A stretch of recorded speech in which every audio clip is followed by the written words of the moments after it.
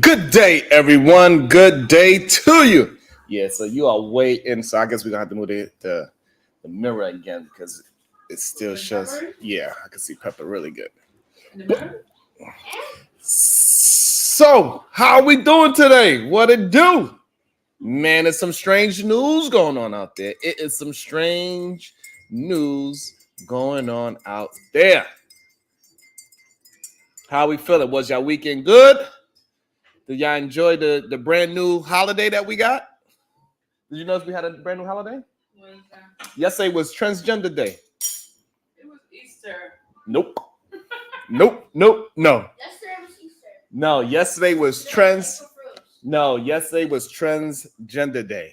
It's April Fool's, by the way, but I could not play no pranks on them. I better not. This is a prank. I better not play any pranks because Eda Man Williams is gonna hold me accountable for playing pranks. Because I was on the Aaron O show yesterday, and they was trying to gang up on me. They was trying to beat me up. They tried to jump me, y'all. Not yesterday, Saturday. On Saturday on the Aaron O show, let's entertain this. The people on his show tried to jump me. We had the Michelin. I was up against the Michelin Man neck man. The Michelin Man neck man. He was trying to bother me and he was trying to curse me out. He called me money. He said, "Yo, money, you can't talk like that over here. You exposed. You are not safe over here." That's what they told me. Let me get my. What up, Black Belt? What it do? Robin M. What up, baby girl? Always showing me love. Thank you so much, Robin. I always love when I see your name in the chat. Sean, what it do? Sharon, you be trolling us all the time. That's similar to a prank. No, I do not be trolling. I might say some jokes here and there, but I don't be trolling. So when I went over to the Aaron O show, what's up, Rogue C? Good day to see you, beautiful. So when I went over to Aaron O show, matter of fact, you know how we start the day. I apologize. I'm skipping past some steps. I apologize. You know how we like to start the day. I say good day to you, give you great, productive, positive energy, and you got to give it back. So good day to everybody. Hopefully everybody had a great weekend. And so now you have to say it back. Say good day back. Yes, I can feel it. I need it. If he ain't trolling, he need a serious mental evaluation. Listen, my therapist said I'm okay. I don't care what you talk about. My therapist said, Sharon, you are all right. Don't worry about it. That's what he told me. So I'm going to go with the professional. Simple as that. I'm going with the professional. So I went over to Aaron O show. We was having conversations. And then people just started attacking me. The chat was attacking me. The panelists was attacking me. This man with a Michelin Man neck, he was talking to me. Another man, the State Puff Marshmallow Man, he was attacking me. It was crazy. I think it is kind of strange that two out of shape dudes was trying to attack me. Like I would just slap them and run. There's no way they could catch me. Just go pop, pop, and just start running. They can't catch me. They'll run out of breath before they catch me. And then if they do catch me, I'm just going to say it was a prank. I was only playing. Because they might just sit on me. I don't know.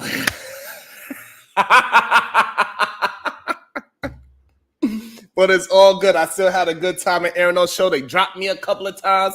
But I guess because they cannot win an intellectual argument, so therefore they want to attack me when they see me in other places. But I'm accessible. Over here in a solution-based group, my chat, we allow y'all crazy people to come over here and say y'all remedial rhetoric. We allow y'all to expose yourselves over here. We want to see y'all. We want to see how many of y'all are out there. So we let y'all come in the chat. Y'all could talk whatever y'all want to talk. We'll let you come on the panel. You could talk whatever you want to talk. It is okay. Because we are going to dismantle every little remedial rhetoric that you spewing out there. That's what we are good at. That's what we do here. We are looking for understanding. We are not looking for echo chambers. We want more of the remedial rhetoric so we could dismantle it, so we could understand that it's out there, so we could prepare other people how to move in this world. Because a lot of times when we hear the things that y'all say, we like, holy shit, people out here think like you. And it's a good thing. It's education for us, for sure, without a doubt. I wonder if my man Joshua, because he was really upset at me. Oh, man. Joshua, he was so upset at me. Damn, because he talked like this. He's like, Shiraz, you don't know what you're talking about. Watch when I get the shot. Like what? Joshua, just relax, man.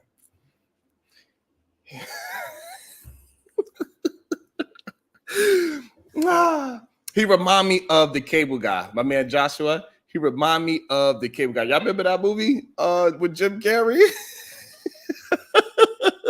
He's gonna try one of these days. Joshua, he's gonna play me in some basketball, and he's gonna step on somebody's back and dunk the basketball. I promise you. Oh my goodness, Joshua, hilarious. But hey, he feel like he got me. I made him rage quit. It felt good. I ain't gonna lie to y'all. It made me feel good that when people try to make me seem like I'm the emotional one, and they cannot hold on to their remedial rhetoric, and I start peeling it apart, I break it down, and then they get so frustrated that they blow a gasket, and they gotta race quick. Joshua.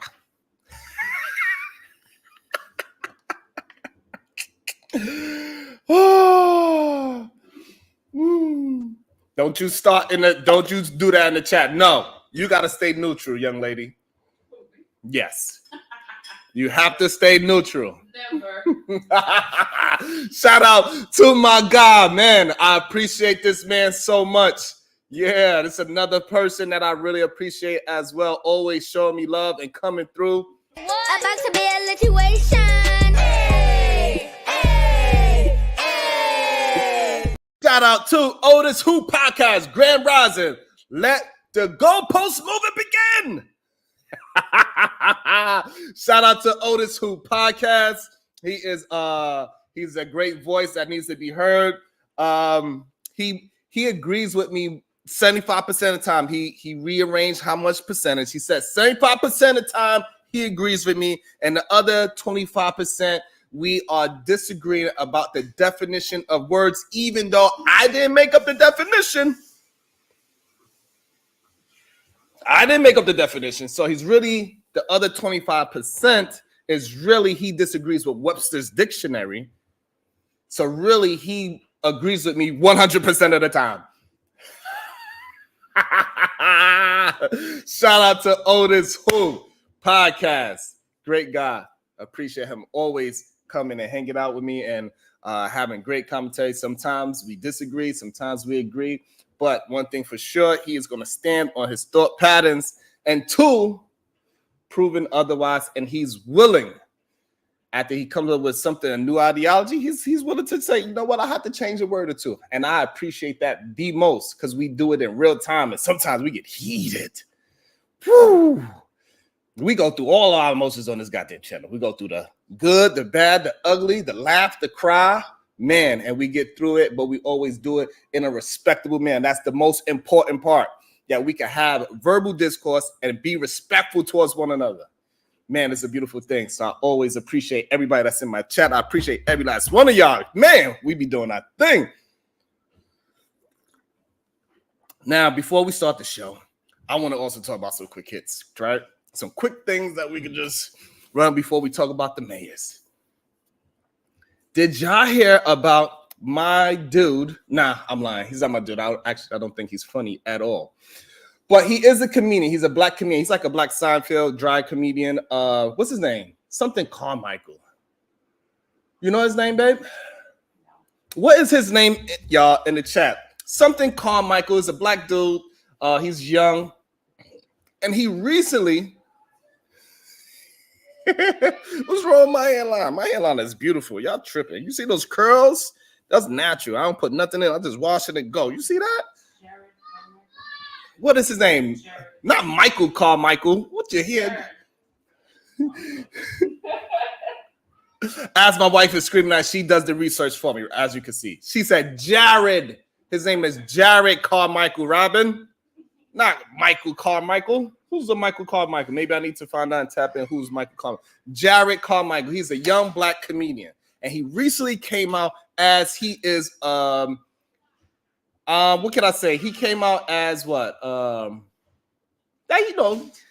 he hangs around Diddy pretty much, right? Matter of fact, make sure y'all all go pick up a No Diddy sweatshirt, by the way. So he hangs out with Diddy. So meaning that, he likes alternative holes, right? Just try to keep it PG as much as we can, right? So he liked the same version of himself.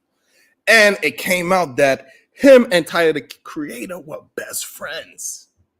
They were best buds, hanging out, joking and laughing with each other. Now, I would say, Tyler is a little alternative type of human being, but it doesn't pass me as he is fruity. Y'all let me know if Tyler, the Creator, is not a heterosexual. I have no idea, but it could be. But it came out that Carmichael, what's his name? God damn it. Jared Carmichael, he came out and said, hey, best friend, in a text message. Hey, Tyler, we've been hanging around for years. You my best homie. And now my feelings for you is past friendship. And now I want to do some reach arounds with you. We know some people in these spaces that they probably did those text messages as well in the manosphere. We know some people in the manosphere is passing a best content creator that message as well. Same Jared Carmichael message. They are sending it to their favorite content. Hey, man, would you mind doing a reach around? So that's what Jared Carmichael said to Tyler, the Creator. Robin M said he is, in fact, Les Troll said, I think he might be both sides. He's a switch hitter. Okay. So I guess maybe that's why Jared feel like he's going to take a shot at his best friend. And if that is the case,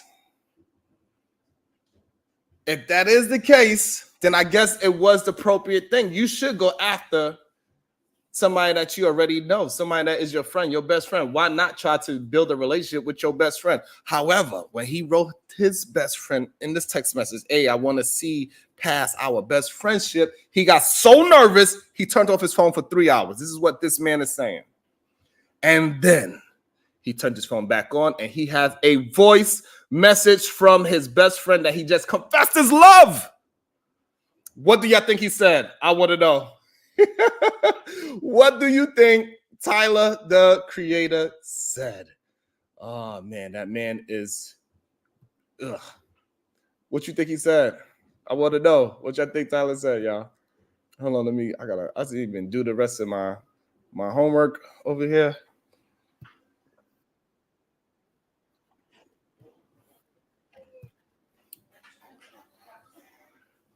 I gotta do some more things over here. I gotta see if y'all hit the like buttons. I ain't even checked that. We're just over here kicking it with y'all. So what y'all think he said? Damn, ASAP Rocky too? Yeah, no Diddy. So this is what Tyler, the Creator, says. So he didn't text him back. So he opened up his phone. He turned his phone back on 3 hours later, right? So Jared Carmichael sent him a text message, say, hey, I look past just our friendship. I want to be more than just besties with you. I also want to be reach around besties with you. I want to help you. Let's build together. Let's build this life together. And so Tyler, the Creator, he did not text message. What he did was send a voice message. And within this voice message, Tyler, the Creator, told his best friend who just confessed his love to him. He says, quote, verbatim, ha ha ha, stupid bitch. I said, Daddy, don't say bad words to your friends and stop being rude to your friends. I didn't. I was reading something somebody said. I wasn't actually saying it to my friends. I was telling them I was reading something somebody said. That's all. No, you didn't. You said fucking. Oh my goodness. Why you think that you could say bad words and I can't? You can't say bad words neither. Okay? So you don't say bad words, I don't say bad words. Fair? Come on, sweetie. Fair. Okay, thank you. We got to I an can under. say a different power. That mommy said I can do it like when it was morning yesterday. Why are you screaming? You want your own TV show? Don't think so. You want your own show? Yeah, I think so. I think you want your own show. You want me to set you up a camera and a microphone so you can have your own show? You can talk to other 3-year-olds? Well, you know, Huh? I She's about to school me. when She about to school me. Let's go. I at school Yep. I do shoulder for my friends. Okay, that is awesome. But my other talking not on. Why are you screaming? Do I sound like that, y'all? Do I be screaming? Maybe that's why my baby's screaming, because she think I be screaming at y'all and being rude to y'all. She told me. That's right. Oh man. Come on, mama. Oh man. I do not owe this. What up, since 7? What's up, Mr. 5 Guys? Zesty Daryl, what up? CBP, the luxury bucket list. Thank y'all for being here. I appreciate it. Oh man. Hey, that's how it goes when you allow the people to communicate and let them learn, and they you know, they're gonna have their voice. She told me, goddamn it, I had to calm. I'm about to curb my enthusiasm. Okay.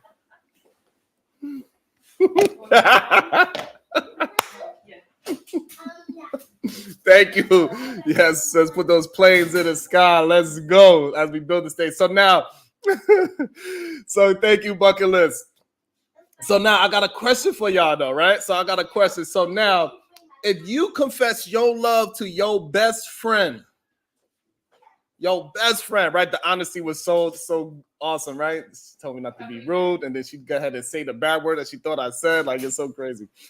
Oh, she did that. She could tell me not to say the bad word, but go ahead and say it herself. Oh man. What's up, Zyrex? Good day to you. Thank you. I appreciate you. Thank y'all for coming. Make sure y'all hit that like button. Make sure y'all get those some hoodies, some coffee mugs. I appreciate every last one of you. $1 bills in the air. I appreciate it. That's right. Support the Curse Fund. That's right. Send a $1 bill. Support the freedom of speech. What are you going to do if you confess your love to your best friend and they reply, ha, ha, ha, stupid. Let me see what my baby at. Stupid bitch. I had to make sure she was out the room before I get a lashing. You know what I'm saying? Because she is not playing with me. She would probably hit me with something. I don't know. Seriously, so we can't say anything when that Black House person does it. What you mean? I don't know what that means, but I probably will understand later. So, how would you feel if your best friend, after you confessed your love to your best friend and you said all these beautiful things about your best friend, and they reply with ha ha ha, stupid bitch? What is your thoughts? I would love to know. Man, that gotta be a blow to your ego.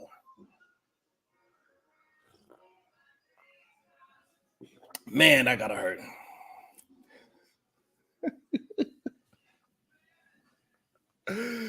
Not the type of blow he wanted. Oh, damn. Not the type of blow he wanted. You could turn up the... Not the type of... the whatever song is playing. Yes, that is... He wanted a different kind of blow. No Diddy. So what's his name? Michael Carmichael. Jared. Oh, Gerard. Oh, damn, his main. Maybe that's Little Rod. I don't know. So that's number one. So I think that is wild. I think that's crazy. Another thing that happened in today's news, it seems like Lizzo is about to quit music. And I think it's Gerard. Thank you, Otis. I appreciate it. And I think that is interesting as well, because sometimes the negativity, it can get to you. No matter how much you are just trying to be authentically yourself, no matter you fat or skinny. I think so too, since 7. I think he was just being a smart ass. And I think it was kind of weird that Carmichael does it. If that's your best friend, you know that's how he taught. I do not even expect Tyler the Creator to respond any differently, to be honest. I'm not sure what he is. Robin M said he is definitely fruity in the booty, so it is what it is.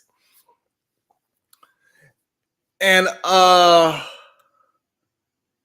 just find it interesting because, you know, like she go through a lot of scrutiny, and plus because she is attempting to build herself up in front of everybody, she want to hold on to the fat thing and also be healthy at the same time. It gets a little difficult. It does. It probably gets a little difficult. Black Moolah, black DM built like a conquering king. What you lost respect where? What you expect? What you wanted to do?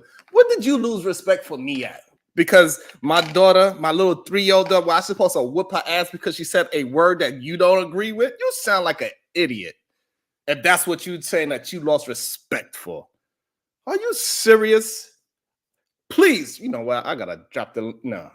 Please explain to me, why did you lose respect for me, and why should I care about the respect you have for me like it matters? Have you ever sent $1? You lost respect for me? How? Why? When? Where? You are Avatar, sir. Or ma'am, I'm not sure. I don't know. I don't know how you lose respect for me, but I would love to know.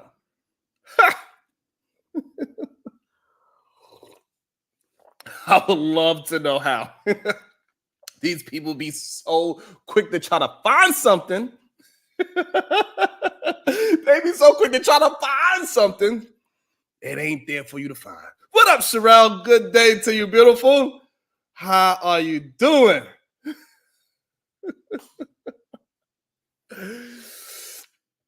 So now we're about to get into the black mayors and how everything's going. So yeah, I just think it's interesting how hopefully Lizzo, she could find some peace with herself. She's not going to quit music because she is a great, talented musician.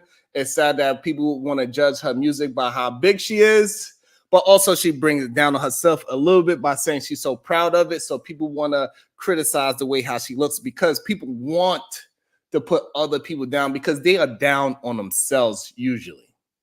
It's usually when they are talking like this, it's usually, so somebody say they lost respect for me, it's probably because they don't have no respect for themselves. What's up, Remy Ice? How you feeling? And don't you worry about it, Remy Ice. You will not be getting timed out over here, whether you agree with me or disagree with me. You are safe over here, Remy. Yes, you are. So that's the quick hits that we was talking about over there. Yeah. You are welcome. I forgot to do a couple of things. Have y'all shared the show? Let me put some polls out there. God damn it.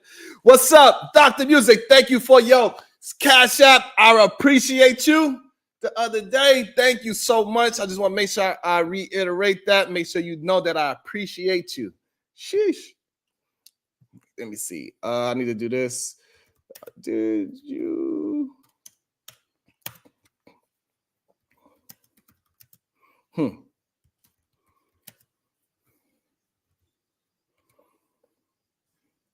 about that?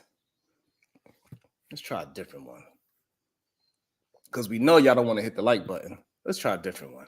Let me see. You laugh to her correction like she was an adult instead of explaining how you are the adult. And while you apologize for your use of language, it is not safe for her to do so regardless. See, this is where I don't know if you have children, so let's give you a parenting lesson. So the way how you teach your children is that you teach them through your own self-correction and you self-reflection on things. So this way it'd be easier when she's older, because she's only 3 years old, even though she talks very well. That's because I never Googled God. LeGarrett, shout out to you. Thank you for being here. I appreciate you. So when you're talking to your children, you got to learn how to tell them. So when she's correcting me and I respect her correction, it makes it easier as she grows up for me to correct her. And she looks at it as that I am being constructively criticizing her out of love, not because I have authority over her.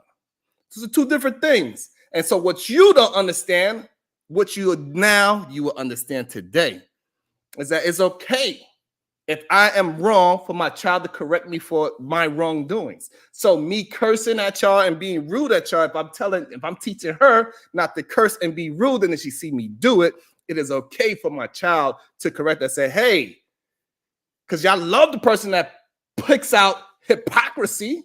So all she did was pick out the hypocrisy. She said, Daddy, you can't be rude and cursing to your friends. That's what you tell me. So you gotta be who you say you are.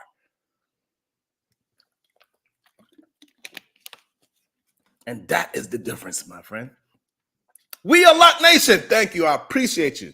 And that's what you don't understand, is that you got to teach your kids through yourself by accepting correction. It teaches her later on down the line when she is older to even understand what these curses actually mean. Because to her, they just sounds right now. She's only 3 years old. Lord have mercy. You want me to correct her like she's a 10-year-old or an 8-year-old? Is that what you're saying? I should say, I'm an adult. You a kid. I can do what I want and you can't. No, see, I'm not raising children. I'm raising adults. I'm raising her to understand how she has to learn self-reflection, so she can accept constructive criticism from people that love her. And also she could give honest and constructive criticism to people that she loves. So she doesn't feel attacked. She feels empowered. And that's what's wrong with a lot of human beings in the world. Y'all want to be empowered so bad. You want to be empowered so bad that you're willing to push your children's down because you want power. That's how sad you are. Instead of building my child up, you want me to push my child down and make her feel less than me. Absolutely not. I'm going to build my child's confidence up as high as I possibly can. So this way, when she goes out into the streets, no dumbass man could come up with some bullshit saying, oh, when you see a pretty woman, you tell her that she's ugly, because then that's when she's going to really try to, because people have been saying she's been pretty her whole life. So now that when I say she's ugly, she's going to come to me and try to prove, all that dumb mind tricks that y'all be trying to spew out to these fucking men. No. It ain't going to happen with mines. You disagree? I dropped the link. We can have a conversation before we jump into the conspiracy. We'll drop the link for the naysayers, and make sure you also drop $1 bill too for the goddamn link. I'm tired of y'all want to just get out your point of view and disagree and don't never support the show. Did you even hit the like button? Let me hear. Let me see. Don't just be here to disagree, but also be here to support the show so we can keep on building this, so we can get both sides out. So you can get your side of the story out, I get my side of the story out. And if we disagree, we just disagree. That's fine. But also, you're going to have to support the show as well. Because we are the solution-based group, and we deal with issues. So that's awesome that you disagree. I applaud your disagreement, actually. But also, I applaud you supporting the show. I applaud y'all hitting the like button. I applaud y'all for hitting the share button.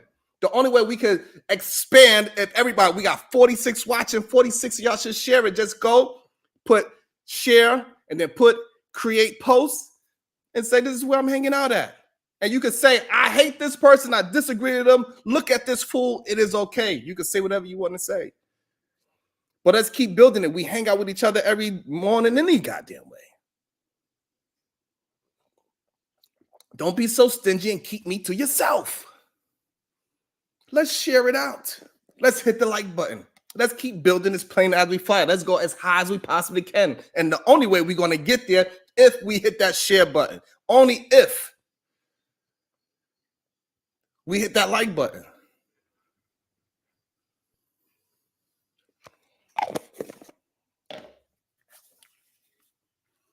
That's how we build these things together. We got to build each other up. We got to build up our community, even if our community is always opposite, but we can get both sides of the thoughts out and people can figure out which side of the coin they land, whether it's heads or tails. And we know a lot of y'all men, y'all want the tails.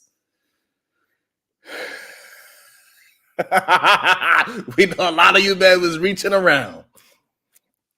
So, as we start getting more deeper into the show and we waiting for a black built like a conquering king, he's going to hit the panel. But before he hits the panel, he need to hit a like button, share button, and send 99 cents. Shout out to my girl. About to be a situation. Hey, hey, hey. Rogue 6 is like, nah, we selfish over here, Sharon. Thank you, Rogue C. I appreciate you. Yes, send some more of those sky blue super chats so we can get my guy black built like a conquering king, whatever that means, because it was some zesty kings out there as well. So, hey, you know, you gotta be careful what you talking about. About to be a situation. Hey, hey, hey. To Brownsville, New York with the $4.99. Nobody can pull up unless they support the show. Peace and love. Solution-based group family. Yeah. That's it. You have to show some love. You gotta show some love and support. We ain't out here just doing no. We gotta support one another. Absolutely. So put your money where your mouth is. All we ask is for 99 cents, built like a conqueror king. So hopefully you conquer something where you can send 99 cents. Let's see if he's either a broke dusty king and he is his kingdom is a bunch of dust. There we go. That's what I'm talking about. I appreciate you. And we have released the string off for a black built like a conquering king. Shout out to you with the super sticker, and we are going to deal with this conversation. About to be a situation. Hey, hey, hey. He put some respect on his name. He gave me $1.49. Goddamn right. I appreciate you. That is very appreciated. So I did drop the link. Ooh, he got that money. Yeah. Shout out to you. Black, built like a conqueror king. I done dropped the link. He disagreed, but we're going to see what he actually disagreed with. The link is dropped. He's hitting the button right now. He's getting himself together. Hopefully he could be on camera. That would be even better. That would be super awesome. He could hit the link with the camera on. We will see. Rogue C. Ooh, he do. He got money. There we go.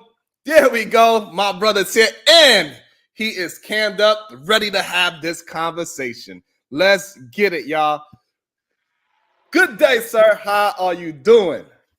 Good morning. Yeah. So that's not what I said. What you did was you put a bunch of words in my mouth and then you tried to explain my character away under some false guise. First and foremost, what I said was you should have corrected your daughter. I didn't say anything about you needed to smack her or get violent with her or stifle her creativity. No, I applaud her for being able to talk to you and say, hey, watch the words that you're using. However, the problem I had was when she dropped the F-bomb, which you should have done in that turn was said, hey, I'm the adult. I get to use those words. You're not old enough for that yet. When you get to be old enough, I hope you choose a better time and place to be able to use those words.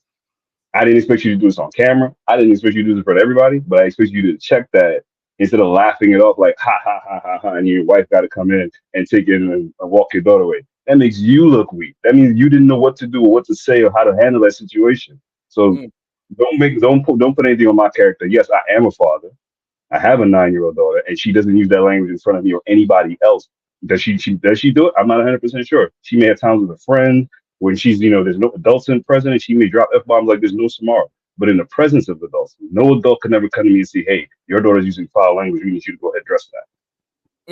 So The one thing that you missed, you just didn't like the way how I didn't correct her like how you would like how I corrected her. See, I corrected with love and through my words of encouragement to show her that I'm willing to take correction, so she would be willing to take correction. You wanted me to scold her and say, no, I'm the adult. I could do things that you can't. So it's also the same fact of like when somebody is drinking beer and they say, hey, listen, I know I'm getting drunk, but you cannot get drunk because this is adult things to do to get drunk. You a kid, you can't do it. Don't do as I do as I say is what you're saying I should promote to my child, because what you don't understand, kids do what they see, not what you say.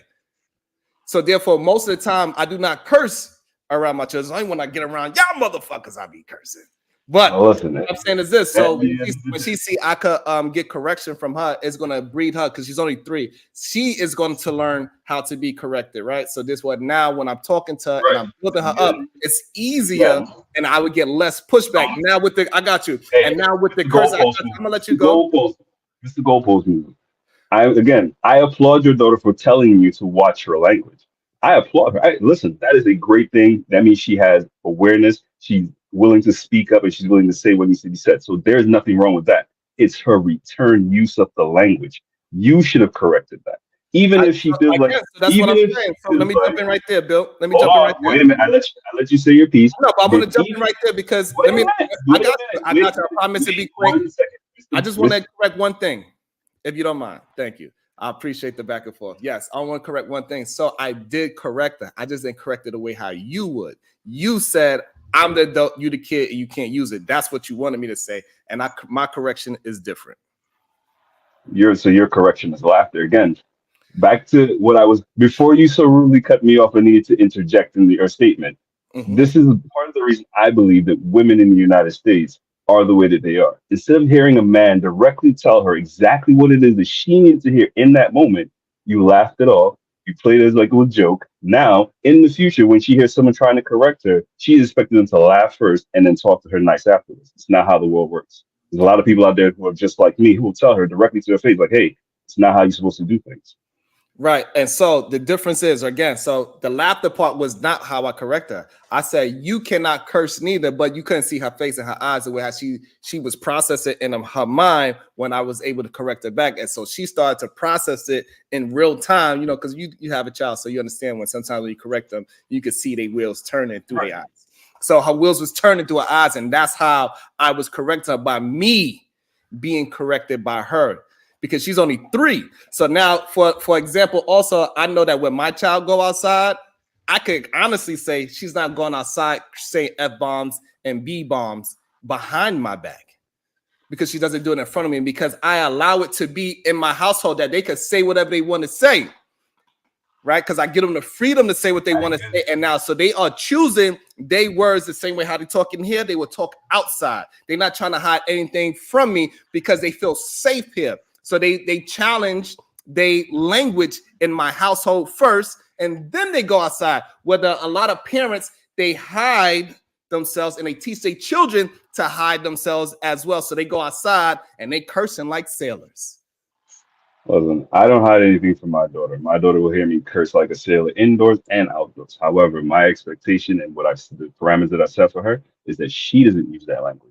She doesn't need to be like me. I have to do that because I need to get certain things done. I've explained that to her. She doesn't need to do that because she's a woman and she'll become a woman. So therefore, in that journey, let's start practicing the things that you need to start doing now, not when you become that thing later on, because then it'll be too late. Then you'll be struggling and trying to figure it out in the beginning, and you're going to make a lot of mistakes. No, let's start here. Perfect. You don't need to get if there's ever an issue, come find me. If I'm not around, speak to your mother. If your mother's not around, find a nearest adult.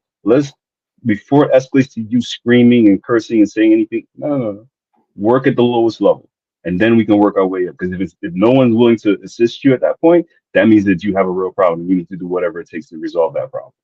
So again, what I would say is this: you already admittedly said you're not sure if she cursed around when she's not around you already. Me personally, I know my child doesn't curse. I wouldn't believe it, but at the same time, I didn't interrupt. I didn't interrupt. You did. Let me attack your point. Let me attack your point. Hold on. Let me understand the statement before you press forward. Let me give a reference. Look, Let you me say your understand the words. statement. Listen, you could Let correct me me. understand the statement. Hold on. You could correct Let me me after I'm understand the done. statement before you press forward. See, I just want you to understand. I want to You're trying to confuse me. I don't want to be confused. I want to make sure I understand the statement before you press forward. understand it after I finish talking. Go Thank ahead. Because now thank I have to read, and I have to go back and ask questions. But go ahead. Thank you. So therefore, that's the difference. So what you are saying is that I could do what I want to do because I'm adult. You listen, little daughter or son, whichever one you have, you tell them, no, I tell you what to do.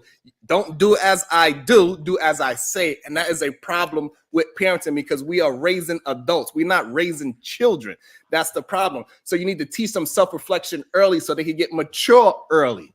Not try to say, oh, I could be a liar. Because what you are doing when you are saying that I can curse and you can't curse because I'm an adult and you are a child. So that means that you are promoting something that you are not doing yourself. So therefore you are a liar. And what you are teaching your child is how to be a liar. First and foremost, I don't teach my daughter to be a liar because I exposed to her definitively and before her face why I can do it and why she should not do it. I haven't told her that she's not supposed to or I don't want. What am I supposed to do? Smack her in the mouth the first time I hear her do it? No, I'm not gonna take it that route. Again, she's a child. But expect I don't have the expectation. Has she tried it before? Yes. She's a child. She is my child. I addressed it immediately and it's not something that became a habit. That's all I'm pointing out to you. It's something that's not becoming a habit. So again, does she curse? I'm not sure. She has friends her age. She has other girls.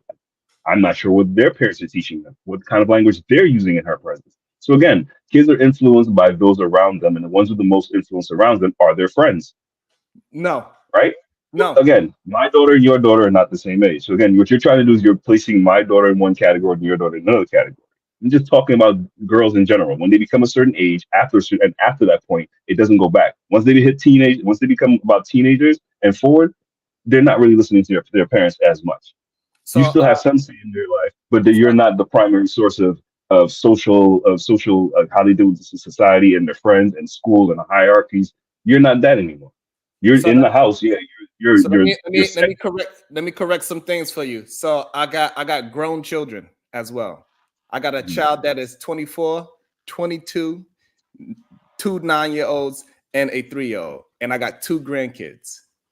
Okay. So this is not me just talking out my ass. This is me having successful children in the adult world. Both of my older children successfully moved out the house already. Both my children graduated high school a year early. Both my children attended college at the age of 16. And Then the all reason why they is able right. to do that is because I was able to teach them to have their own thoughts and not just live off of remedial rhetoric. So they could understand that when they think of something, they try to challenge, where did I get this idea from? Why am I moving like that? So therefore, when they get out in the world and they're around their friends, they can make a decision on themselves or if they self-merit and say, hey, I don't move like that just because the crowd is moving that way. So therefore, when my daughter's challenging me, I know when she goes out in the real world, she'd be able to challenge the status quo as well because I am the big dog in my fucking house. I run shit here. I retired my wife. See, they see how I do other kids. When other kids come into my house, they tend to call me goddamn daddy sometimes because they get so confused. Because that's the type of human being that I am. They're like, Dad, oops, I mean Mr. Bracy. That's what they do. That's a weird situation to be in. So But therefore, congratulations. me personally, I done father other children that are not my children. They be around me so much that they get confused about it. And they call me dad. That's how much of a dad I am. I didn't just father my 4 kids and 2 grandkids. I also father other people's kids that didn't have father figures in their life. And they still come to me to this day at their grown age and hit me up and ask me questions because they didn't have a father. And they felt comfortable enough to call me dad. So therefore, I'm not just talking out my ass. So that's the difference. And so what I'm giving you right now is to show you is just you need to allow your children to challenge you and challenge each other with words. And you also have to change when your kid is correct. So my kid was correct. I should not be using words. And again, I never. So therefore, I know for a fact that my child's not going to let nobody in the world disrespect them because they could come to their dad, the person that is Superman. They come to Superman and correct Superman. Batman don't got a chance. All right. And all that is understandable. Before we move forward, before you move forward with that, do you agree with what I just said? I agree, or I accept, because I don't think I agree 100%, but I accept what you said because that is your reality, that is your stated life, right? I wasn't there. I didn't live through any of this with you. Me and you ain't been like this since the last 40 years of my life or any part of yours. So again, I have to accept what you say at face value, but do I agree 100%? No, I don't agree. Right. So again, not only that, also my own grown daughter have been on the platforms and the panels with me as well, and people heard her speak as well. Again, I wasn't there for those conversations. I'm here today, right? You've barely seen me in your panels, maybe once or twice before. So I'm here today. So I'm not here on a regular schedule, like just checking in. I do throw some money in your chat, but I'm not out here consistent. I have a life. So when you catch me, when I pull up, you know what I mean, it's like, hey, I got a moment in time. Today I got a moment in time. And the moment in time is I heard your daughter get on the platform while you were explaining some things and use some language. Again, in the beginning, when she said, hey, don't use that language, you're not supposed to talk that way to your friends. Great. That is perfect. That is what she's supposed to do. She's supposed to correct you in that manner.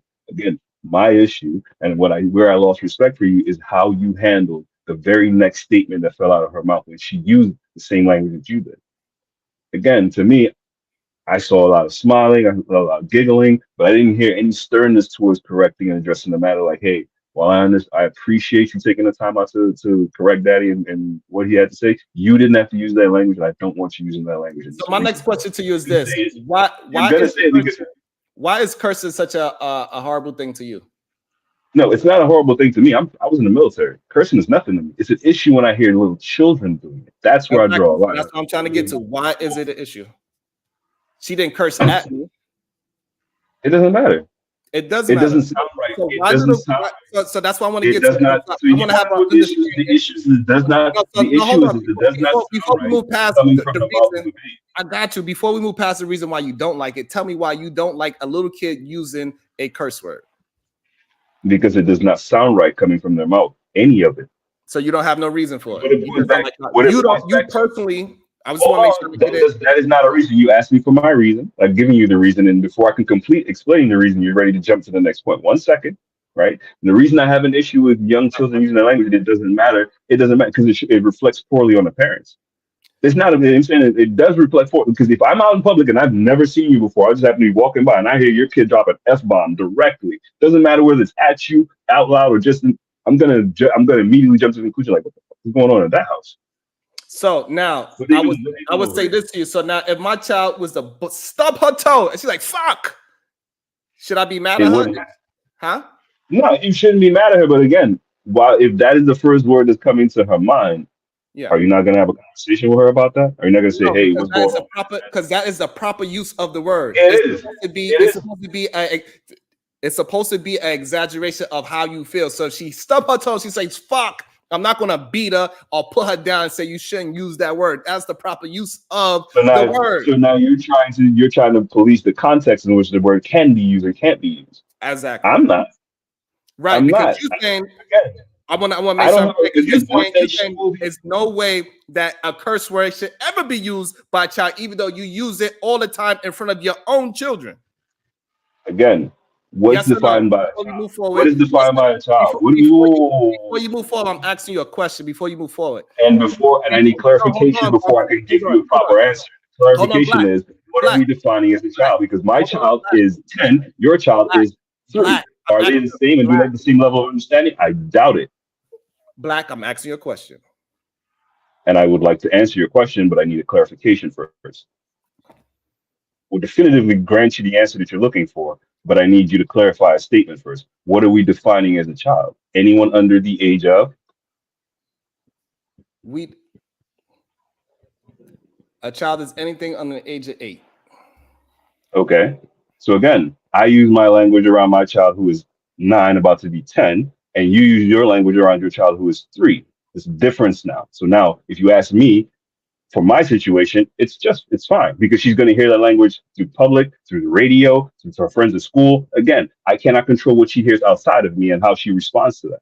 I want her to be able to walk the steps to make her own decisions. However, on your hand, your child being 3 years old, that's a little bit different because she's more in your kid than she's in with anyone else, or she listens to you more than she listens to anything else in her environment. So then the question is, why are you using such foul language that your 3-year-old knows how to use said language, instead of judging me for using the language around my 9-year-old who doesn't use the language at all? Because again, you don't know if your child uses the language. You said it yourself. Again, the only time I cannot be aware of this is when she's with her friends. Other than that, I am very much aware that she does not use the language in school. I've never had a teacher contact me and said, your daughter's language is out of pocket. I've never had another adult in the street stop me and said, I've heard your daughter speaking ill and I don't like the way she speaks. That's never happened. I would love for it to happen. Okay, cool. So again, that's cool that you feel that is a cool argument. So can I use the same argument that you just said? I never had that situation to me neither. Out of 24 years of parenting, is that fine? So again, now that you've ran into this, before you move forward, I asked you a direct question. For some reason, hold on. I am acknowledging this is why we're moving forward. No, hold on. I'm letting you acknowledgement. We gotta be able to have some conversation. We gotta be able to concede points. We cannot just say whatever we want to say. So 24 years of me parenting, not one time any one of my children ever had to come to a room and say, hey, your child using bad language. So this is the first. Okay, again, did you? So this is the first. Before I'm asking you a question. You said you made a statement. You made it in 24. So now at the end of 24, this is the first. Black, you are not answering questions, brother. You're not answering questions. What you mean? So again, is this your first instance of your child using foul language? Hold on. Let me explain what's going on. I asked you a question just now, and then you asked me a question before answering my question. I acknowledge your question, and before I can agree or disagree wholeheartedly, I am just asking you one clarification. Is this your first instance of your child using foul language in your presence or in public? You refuse to answer that part of the question. Just answer it, yes or no.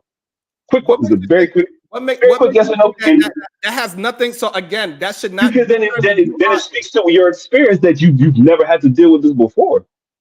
And this is your first instance of it. So you not knowing what to do, I can understand why you didn't know what to do or how to address the matter. Cool.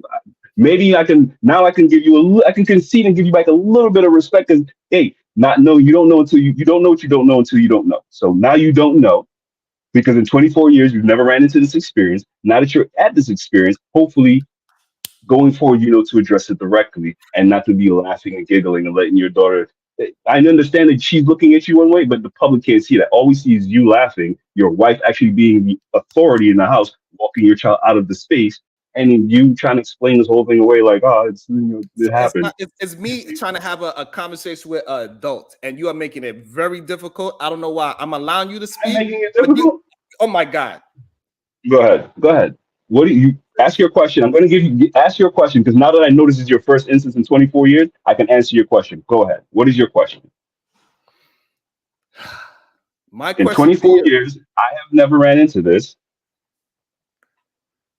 My question to you, out of 24 years, no teacher said to me that my kid says or use foul language. So now, what's the difference between me and you experience with our children in school? Again, I said that there was no difference. The difference is what difference is this? I don't need a soliloquy about the question. Okay, fine. So therefore, now out of 24 years of that, my children never got reprimanded. Now, when we are having a conversation and my child, she did not curse at me. She told me what not to say. She just used the word because she heard it. She don't understand what the word means. Right, and I could definitively say my children. I don't believe that. Hold on. Wait a minute. You just said something that don't make sense. She doesn't understand what the word means, so she can come tell you that you're not supposed to say it. Before you tell me to wait a minute. Make sure we are clear. So now that I'm going to acquiesce to your wait a minute, when I do it to you, I need you to show me the same respect. Is that okay? Granted. Okay, go ahead. You see how teaching works? You see you're how telling me? Hold on. So now you're telling me that your daughter doesn't understand that word, yet she came to you and told you that you're not supposed to use said word. So if you're not supposed to use the word, it is then not safe for her to then repeat the word. That is my point. Go ahead. You were saying. So yes, because when she hears the words, we correct her. Hey, baby, that's not the proper word to use. So now me, the father, have to do the same thing in real time. I should not be using the word because I teach with how I move. So the same way how I do yoga in the house, you know what my little 3-year-old do? Yoga. When she see me doing push-ups and sit-ups, you know what she's trying to do? Push-ups and pull-ups. When she see me run a marathon, you know what she's trying to do? Run a marathon. I don't have to tell her that. I don't have to teach her. I teach her that through my movement. So if you out here moving a certain way, you cursing in front of your kids, and you saying I curse like a sailor because I can and you can't. I could drink, you can't. I could smoke, you can't. I'm adult, I'm big, you little. Are these not the all these rules? things you don't realize all these things you don't realize you are teaching your child because I have the experience of it. I'm telling you, I have the experience of it, but you don't want to respect the results. That is fine. Even though people heard my child speak and they could hear how she could communicate. Right. And like I said, you can hear how my 3-year-old communicates. She communicates very well. She was very direct with what she was saying. So therefore, when I'm talking to her as well, she's able to take that correction as well.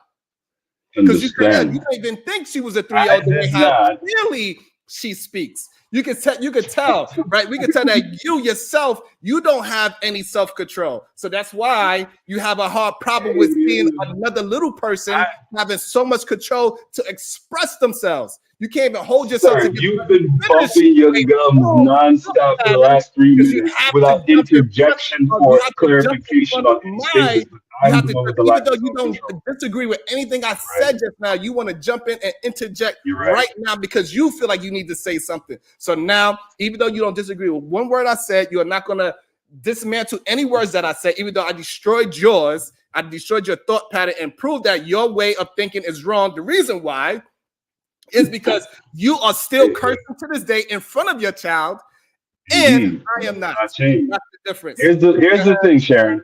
There's the rules. My name is Sharon, by the way, Black. Sharon, sir, here's the rules, Sharon. I can drive, my daughter can't. I can drink alcohol, I can go purchase and drink liquor, my daughter can't. Crazy. I can go purchase and consume tobacco, my daughter can't. Crazy. What are you talking about? There are rules in place in society for a reason. So you to sit there and act like, oh, well, because it's just this one. Yes, my daughter must understand. And again, the same way I have to understand, there are rules in society. I have to follow. She got rules in society. She got to follow. So why am I going to start all of a sudden acting like that don't exist because I got to act a certain way? No. She's seen it. So she's seen it. You good? So therefore, no, because again, before we get up to that point, you went on a whole tirade. So I'm just give me a moment to go on mine, right?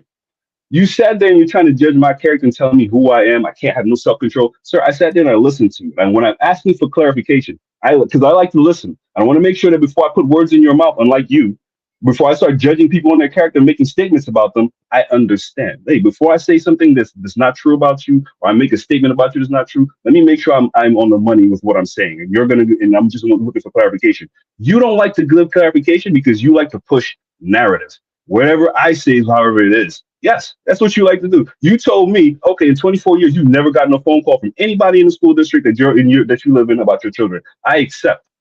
However, my question to you then is this your first instance of dealing with a child and in an instance with foul language, either in your presence or in the presence of the public? Because I'm not in your house. I don't live with you. Perfect. You can use foul language. Hold on, I'm not done yet. You can use foul language, sir. You're an adult. I expect you to.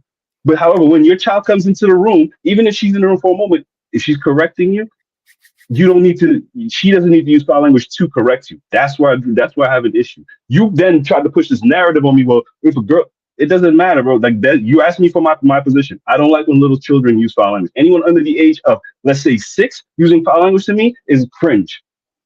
You don't like that as a response. Why? What's wrong with my response? All of a sudden, personally, that's the problem. Because I have a personal problem with that. Oh, you can't understand why I would take issue with that. No. So again, so for me personally, right? I'm not going to teach my children to be scared to voice their opinion outside. So if my child was to say, Daddy, you can't curse, you can't say the word you just said in public. So in public or private, my child was to curse, I don't give a fuck who's around me. I'm like, you mind your motherfucking business. This is my child. I correct my child. I don't give a fuck if you cringe about it. Grow the fuck up is what I'm going to tell that grown ass person. Stop being worried about the words that the child uses. Understand the context of why that child is using that word. Understand that that child has a problem. Understand what is going on. Is it laughter? Do they know what they are saying? Get some context behind why the child is saying something. It shows your self-control once again. I didn't say your 30-year-old daughter shows way more self-control and more understanding in the situation than you do. She asked you not to use language. Like I said, the only problem I had, she used it once, and in her very next statement after that, I should have used a different word. She already understood. You didn't understand. And that's where I have a problem. So don't come putting your fixation on me because you don't like the way I'm looking at you based on the lens that you presented. I'm not the one who jumped up on YouTube and was like, oh, I'm a presenting show and my child's going to come in here and say something crazy. I didn't know what your daughter was going to do. I don't think that was your intention. But like I said, from my personal perspective, whether you agree or disagree, I feel like you handled it a little bit incorrectly. You can then go off on your tirade, but you don't have to make any assumptions about who I am and what I believe. You don't know me. I know your words. That's I'm not right. making No. You not finished yet? Again, just know what happened here. I did not hit the mute button not one time. I'm going to let you know what happened. You say that I'm painting narratives. You cut me off again, showing your inability to have some kind of self-control. Even though I let you go on a tirade on my show. You are in my house, and I never muted you, and I never disrespect you not once. All I'm going by with the words that you are using towards me. That's all I got to go off of right now in this moment. And what I'm saying is that you have a problem with some kind of hierarchy because you feel like if a child says something to you, you are an adult and you are at a higher position than a child. So me, I don't treat children that way. I treat children as growing adults, and they have to learn through the system. And their best tool to learn something is through the parent. And I'm going to teach my child by the way how I move instead of the words that I say. So you could go smoke in front of your child, drink in front of your child, curse in front of your child, and think that your child is going to listen to your words and not your actions. And that's the difference between me and you. You want your child to follow the law, and I want my child to be moral on her own. So this is why we had a conversation not too long ago to bring it all full circle about chivalry. Being chivalrous doesn't have anything to do with the person said thank you or not. It all depends on you and how you was raised as a human being. And that's the difference between me and you and how I raised. How my child is going to be moving through the world with moral code. Your child is only going to do things because of what the law said. And that's going to be the difference of our children. And we're going to see how that pans out. See, my child don't care about what everybody else think is cool. So when they leave, they can still hold on to the moral stand called in my household. That's how I influence my children because I want to move like my daddy. And then when their friends come here, they're like, yo, your dad is cool. That makes them want to move more like their daddy. I don't have to worry about when my child go outside and say if they possibly curse. You said that, not me. I know my child ain't cursing. See, the difference is I give my child freedom to do whatever the fuck they want to do. And as they make decisions, bad decisions, I take that privilege away so they can understand that it's consequences. So I don't drink and smoke in front of my kids. So therefore, you know what they're not doing? None of my children drinking or smoking. So when I go and say, hey, you need to go and work out, you know what they're going to say? When are we doing it? You need to write. They see me write every day. You know what they're doing? They writing. One of my children, she could rap her ass off. She played 3 instruments. All my kids play instruments. At least 2 of them. So don't tell me shit about no goddamn parenting unless you want to get deep dive into it. Because I'm really responsible about this shit. I move up a discipline. Not off of my feelings of how a child's supposed to talk. A child is supposed to challenge their parent. That's how they learn. They're supposed to be safe to say whatever they want to say to you and how they want to say it and express it without any goddamn reprimands about it. That's the fucking difference. And hopefully you learned something today. Stop telling your kids to do as I say instead of do as you do. They're going to follow your movements. If you want your child to walk out your door and hold your black built like a conquering king standard, you're going to have to change your standard. You have to cut your goddamn hair. You have to stop drinking, stop cursing, and hold on to your own goddamn words. Can I talk now? And before you talk, I also want to bring in Otis Who Podcast, Brownsville, New York. And I also want to run down these super chats as well. About to be a situation. Hey, hey, hey. So we got Brownsville, New York. Nobody could publish. They support the show. Peace and love to the solution-based group family. Shout out to you. Shout out to Unlikely with the 2-ball. Buenos dias to everyone in the chat. Shout out to Natasha Vincent. She gave out 5 solution-based gangster memberships. So that means in 2024, we are moving in the truth. Even if it's against us, that's the only thing we deal with. Even my man, the Conquering King, he's only moving in the truth, moving forward. Shout out to Big J XXX. Wait, I thought the topic was about the Bears, not dating and relationships. We're not even talking about dating or relationships right now. We got sidetracked because me and Black, we just have a little small disagreement about parenting, even though if we was to have a full conversation about parenting, we probably agree on 90%. We just disagree on the way how one situation in real time was pushed out. And that's all we are doing as fathers that respect each other as fathers. And we just have a little small disagreement and we challenging each other's thoughts is what is going on right now. Big J, shout out to Rogue C. Oh, he's one. Perfect. He is one of the law say so versus the actual morals telling him make sense. Man, I just said this. Great point. Great point. Thank y'all all. Wow. This is a touchy conversation, man. It is because it's very nuanced. It's very little. So I appreciate for Black for having the conversation. I really appreciate it because we are having a respectful conversation and he is passionate about this conversation. So I appreciate it. We're going to bring Otis Who in it and Brownsville, New York. Go ahead. Hey, what's going on? A peace to the panel and peace to the Can't chat. hear you, OG. Great being here. Great being On here. mute. No, you good. I can hear him. Oh, okay. I'm good. Okay. Yeah. You can hear him? I can't hear him. Yo, I can hear you good, Otis. I can hear him. I can hear him. He good. Okay. Good. Okay. Real quick. This conversation is very tricky.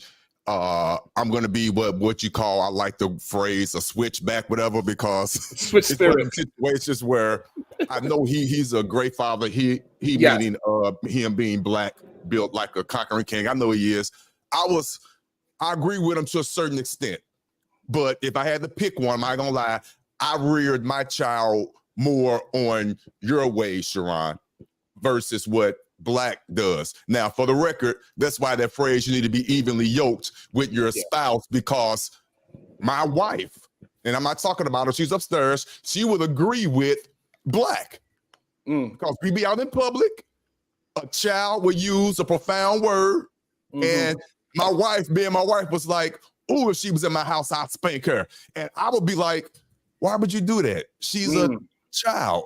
You don't understand so I understand. I promise you I do. But it's a nuance. That's why I don't judge nobody's house. I would never have this conversation with nobody because it's tricky.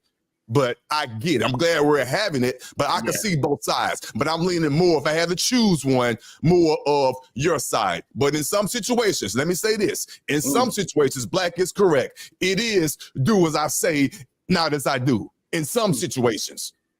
But I'll land my plane there. Awesome. Perfect. Beautiful. Go ahead. Brownsville, New York. PhD, and then Lee. He changed his name. Yo, peace and love, man. Peace and love to the queen on the panel. Shout out to PhD with a supreme goddess. Peace and love to the kings, Black, Otis, Lee, and Cuzzo. This is an interesting conversation. And what it boils down to me is about accountability, right? And Black, I agree when it comes to profane language. You know what I'm saying? But here's my stance on it. I believe that anyone using profane language is showing ignorance, right? So since I believe that using profane language is a form of ignorance, I don't put an age to it, right? So if something is ignorant, for a 3-year-old to do, then it's certainly ignorant for a 43-year-old to do that exact same thing, right? So that's why in my life, I try to never even use profane language, just period. Not on YouTube, not in person, not in front of my kids, not in front of my wife, not in front of anyone, because I believe that it's a form of ignorance. Now, also, when it comes to accountability, I believe that accountability should absolutely go both ways. Should go top to bottom and bottom to top, right? So I believe as a man, I should be held accountable. I believe as a husband, which I am, I should be held accountable. And I believe as a father, I should be held accountable, right? So it shouldn't be a do as I say, not as I do type of leadership, right? Because I believe that that's a form of hypocritical leadership. You know what I'm saying? Because what you're basically expressing is that you don't have a problem as a leader of holding someone else accountable, but your issue comes in when others try to hold you accountable, right? So I invite anyone to hold me to accountability if I'm moving in an incorrect fashion, right? I invite that because I believe that's what makes us grow. And I believe as beings on this earth, we're constantly every day in a growth process, right? And we have to be willing to learn and grow each and every day. So whether it's my child who says, "Hey, daddy, you said something wrong, you did something wrong." Yes, they need to hold me accountable. Whether it's my wife, whether it's anyone who sees me, "Hey man, you did something wrong here." You know, I'm going to listen and I'm going to hear them and I'm going to try to correct my actions, right? And that is the problem that I have with what you were saying, Black, is it was like a one-way form of accountability that you was professing, right? Then another thing I kind of disagreed with you on, Black, was when you mentioned Sharon and correcting his daughter, and you disagreed with the way he corrected his daughter. What you said was that is the reason why women are acting the way they're acting today, right?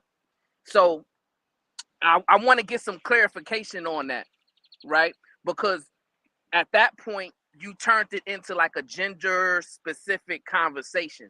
You said that the way he's correcting his child or incorrectly disciplining his child, and that has a cause and effect to how women are acting in today's day and age. So before I give a comment on that, I would like some insight on what you meant by that.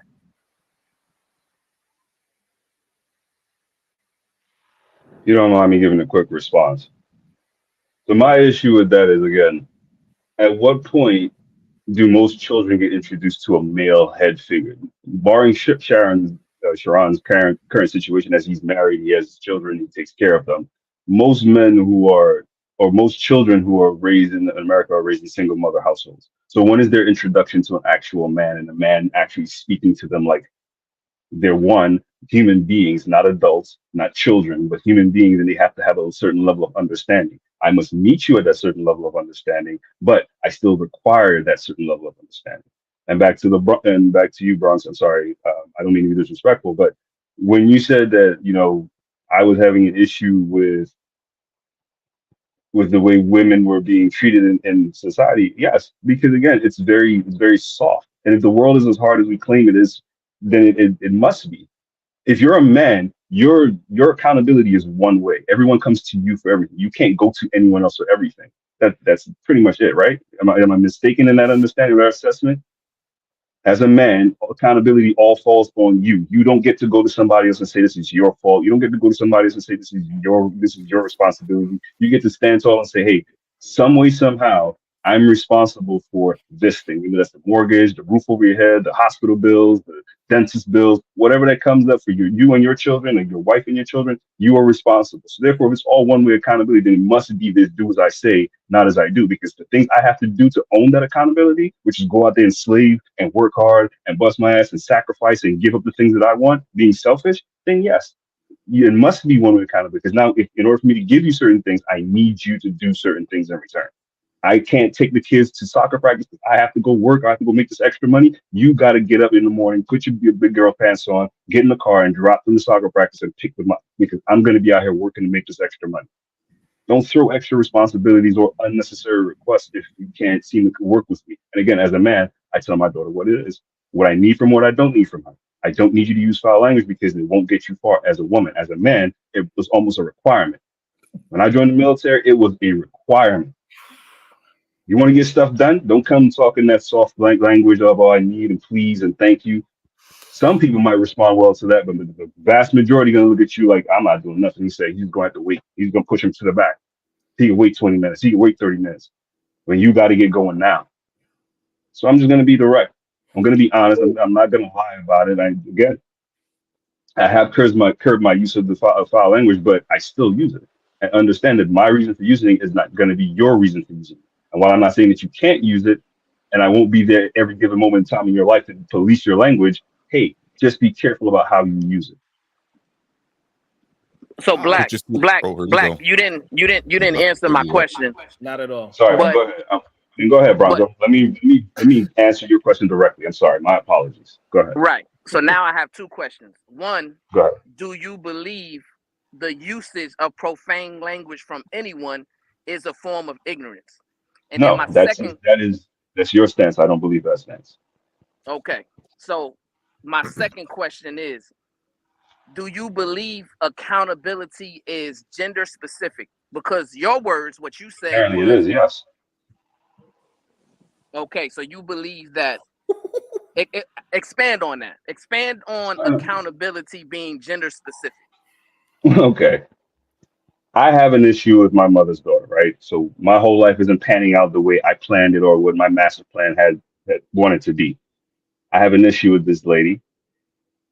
When I go to court, I'm held accountable even when she is the one acting up and doing things outside of what we would consider to be normal human behavior.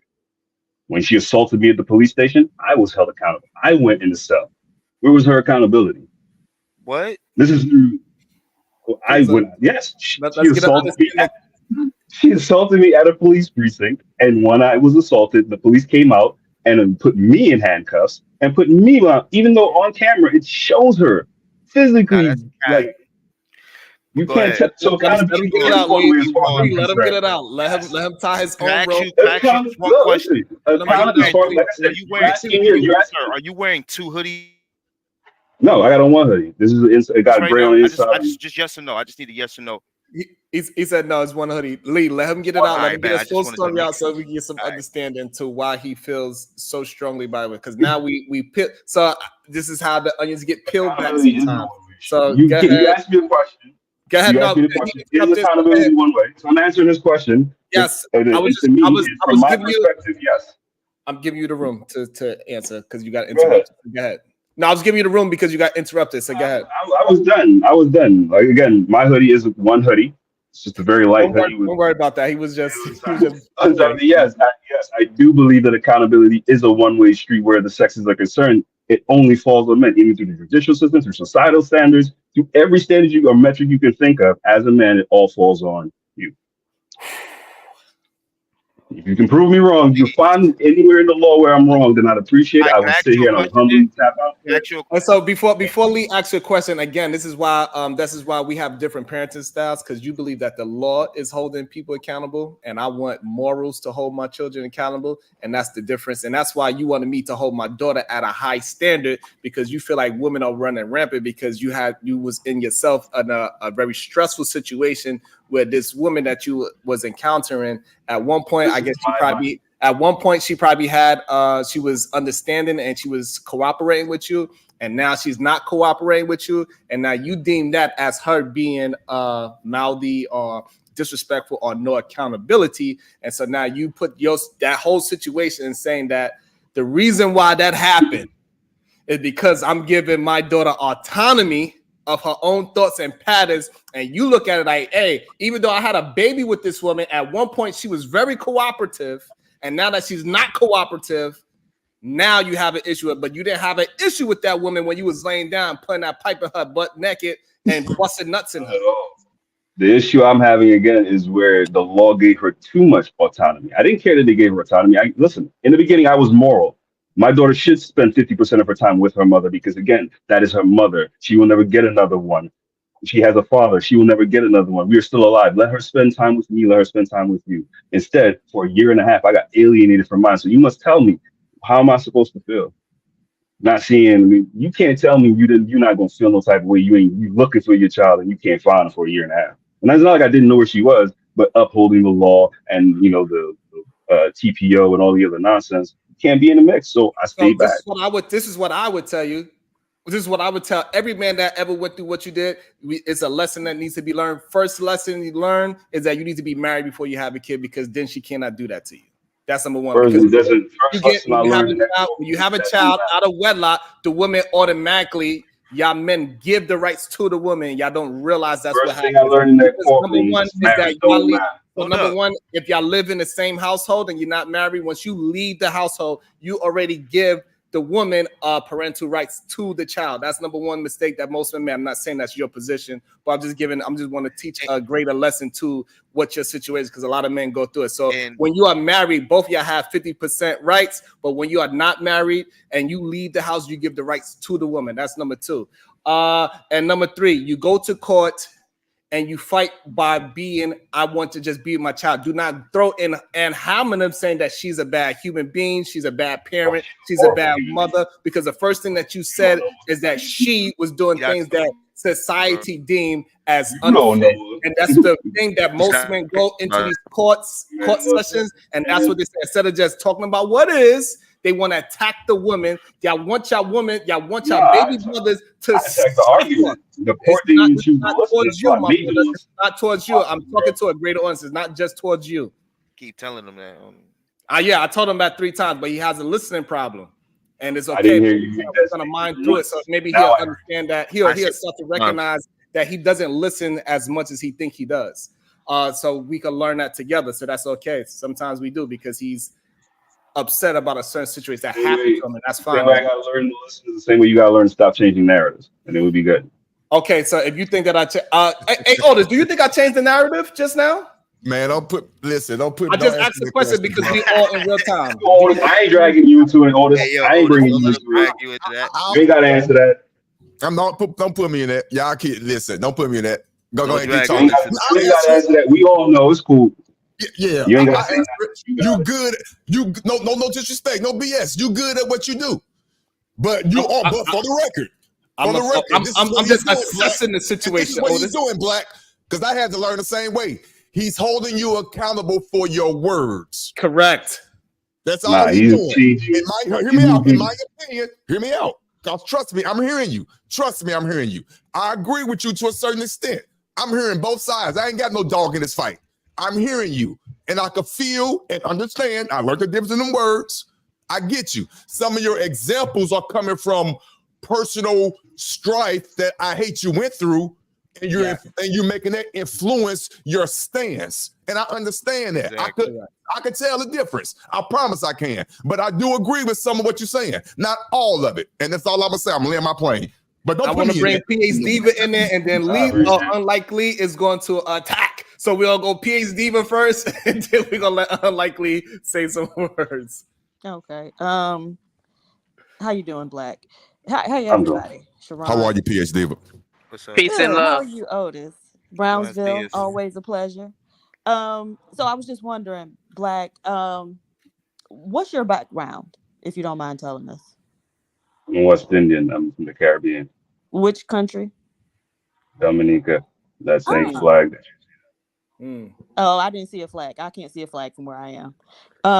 Okay. I actually went to grad school with a girl from Dominica. That was the only person from there I ever met. And you said you're in the military? I was. I retired a long time ago. Oh, okay. Were you enlisted or officer? Yeah. Active duty enlisted. Oh, okay. Okay.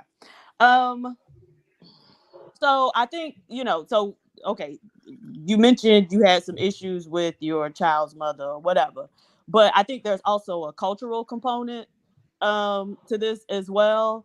Men in the Caribbean tend to be more what's the word? Like there's, I think there are more defined roles in terms of gender. Am I correct? Yes. Right. And so I think that's where some of this is coming from as well. So that's, just kind of interesting. But what I would say is, so here women are out working, almost just as much as men, right? And so I think it's a different dynamic in terms of when you mentioned that, like, you're the one that has to, that, all the responsibility falls on.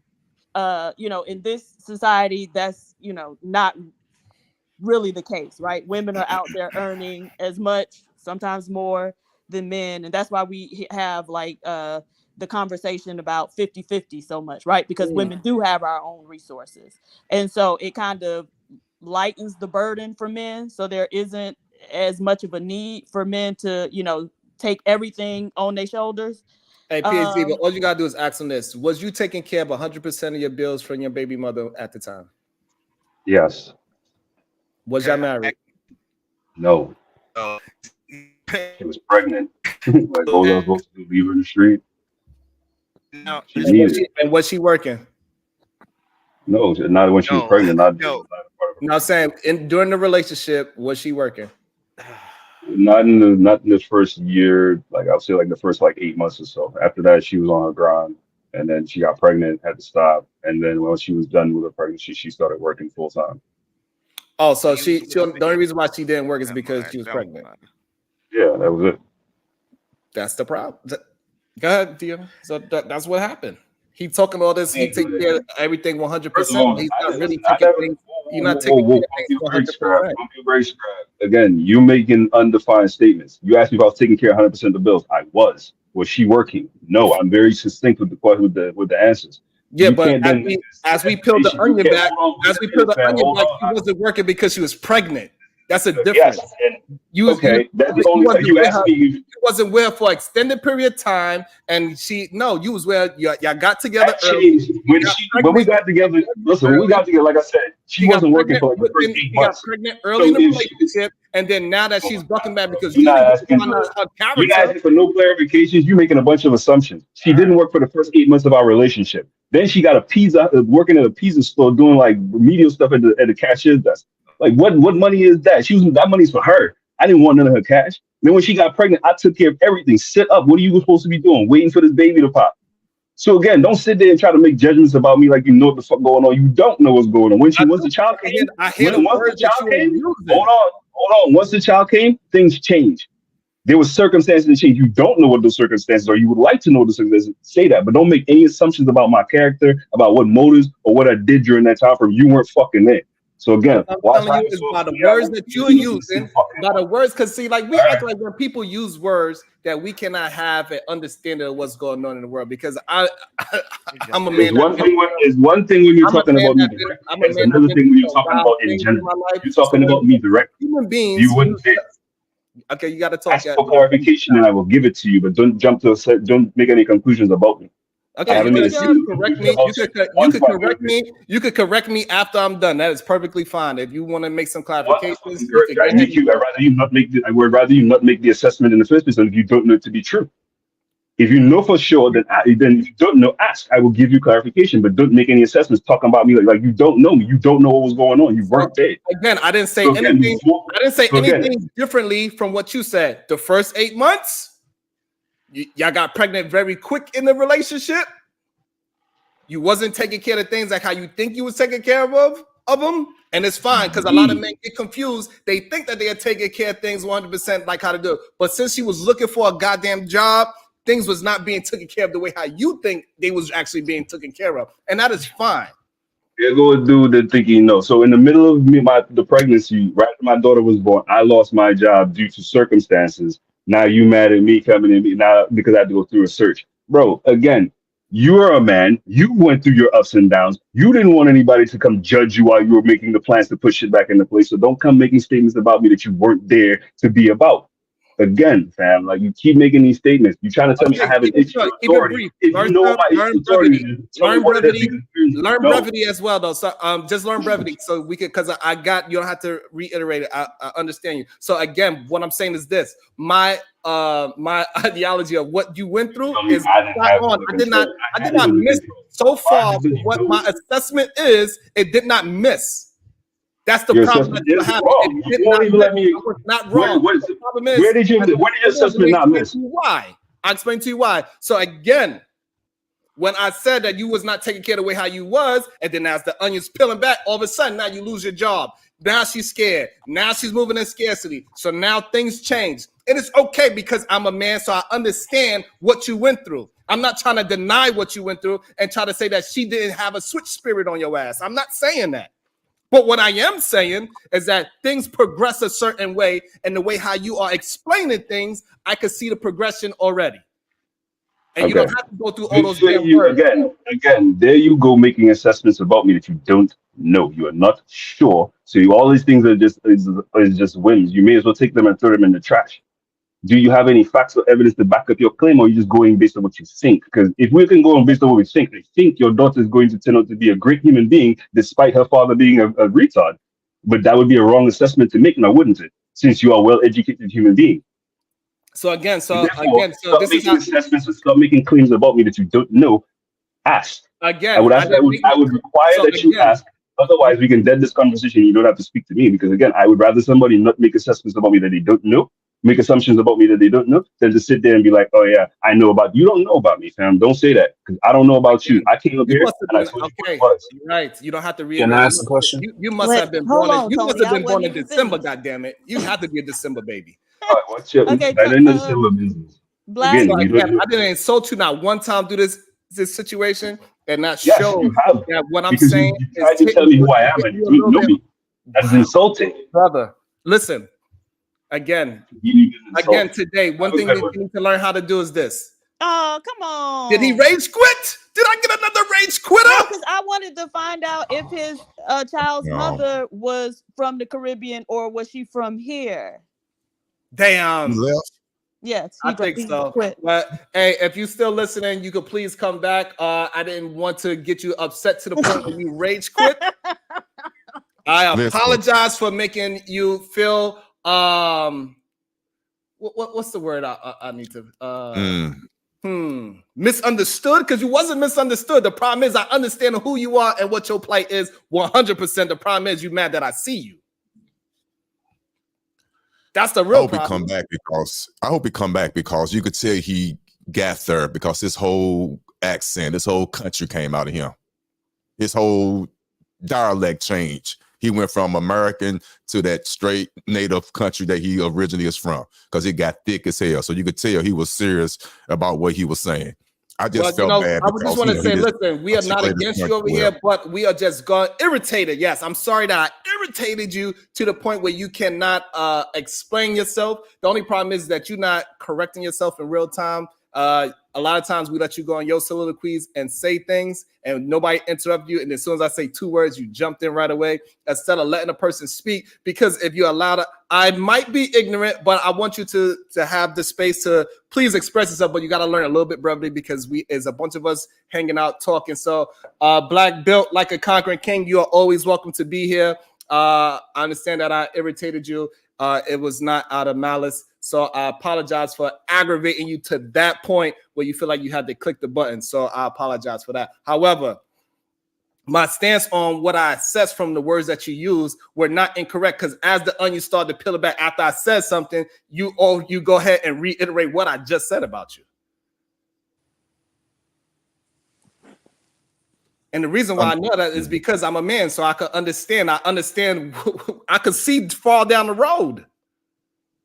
I don't have to wait for you to say the whole life story. You could give me 3, 5, 10 words, and I understood it right away. And that's the real reason why you jumped up and said in the first place that this is why women act the way how they act, because you don't want women to have autonomy for themselves and assess situations. And the woman that you was with, she assessed the situation that you was not going to get them out of that living situation. And then now you mad at her because she made an assessment. That's what happened.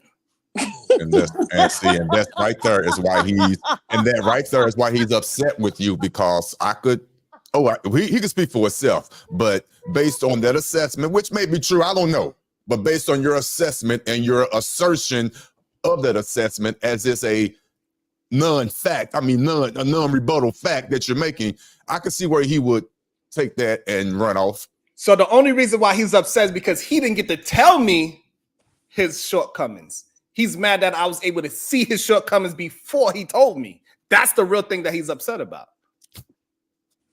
All right, Sharon. How you gonna tell the man the shortcomings? Yeah, that sounds like an assumption, Brian. No, Yeah, so here's the thing. Here's the thing, Tony. The problem is that after I said it, right, he then goes and say, well, I lost my job. Right after I said you was not taking care of things the way how you think you was, right after that, he confirms what I said. The problem is that he thinks that he needs to say it for me to see it. That's the issue. But I would have dove in deeper. How long was he without a job? You know what I'm saying? It would have been, did the shit happen? He was out of job for 2 months, a year? Like, what was the time frame? A little more context, you could have made a more sounder judgment. That's why I said it sounds like you're assuming. So listen, I could assume all I want. All we know, those walls was bare. We know that. We know those words was beige. We know that. Man, I see. Hey, Black, come up here, Black. Come back, bro. I'm not even going there. I'm laughing because I saw the same thing. I saw the same thing. Come on, y'all. Yeah. Oh, okay, I'm not even going there. No, it's just you can pick up. Let it go. Let it go. Some things by a person's surroundings, right? Yes. You can. And that was like when he first came up, before I even came up, that was one of the first things I noticed. Like, okay, low ceilings, bare walls, beige, No. It is what it is. But people don't want us to see them. I understand. Listen, it's okay. Whoever you are, take that fucking mask off and be that man that you need to be, because that's real accountability. That's how you get yourself up out of the situation that you in. And then maybe you won't have bare walls and maybe you could touch the inside of some fucking walls. Uh-oh. So don't get mad at me. I ain't do it. Right, and men don't run from the conversation. Oh, you know this. You never ran. As much as you've been in a headlock on this panel, don't say it. Never once ran from the I conversation. Ever. You hear every day, and you come right back 10 toes down, and I give you a lot of credit and respect for that, Otis, because that shows that you're a real man, right? You don't run away from accountability. You don't run away from questions. You continue to press on to the mark of the high calling, even throughout all of your wrongs. And also, you know what else we all noticed as well, Otis, is that he wasn't able to answer questions direct was an issue as well. Yeah, I mean, again.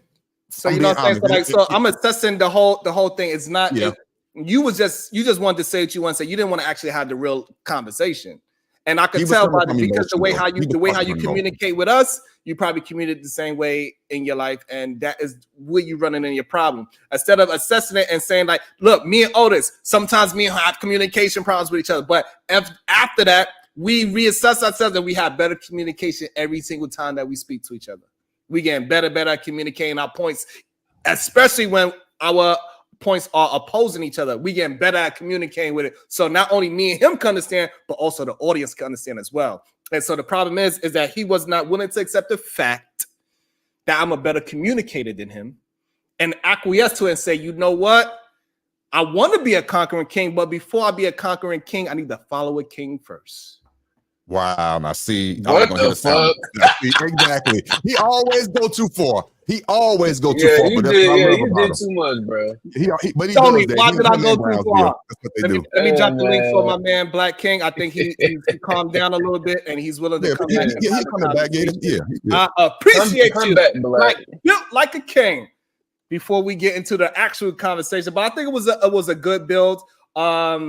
Hopefully he can get something out of it. Hopefully he'll watch it back and he'll see his communication skills was not as good as he think it is, and that he was dodging questions instead of answering them direct. He had to have a story behind a question, especially a yes or no question.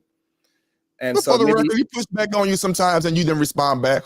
For the record. But I keep it again, because I ain't got no dog in the fight. You good at it. You good at avoiding and evading questions, for the record. damn. So I will give him his point. And I want to say this. Don't provoke me to anger, or else you be in danger. It's back. Oh, Built yeah. like the conquering king. Good day, There he sir. is. Welcome Good. back to the show.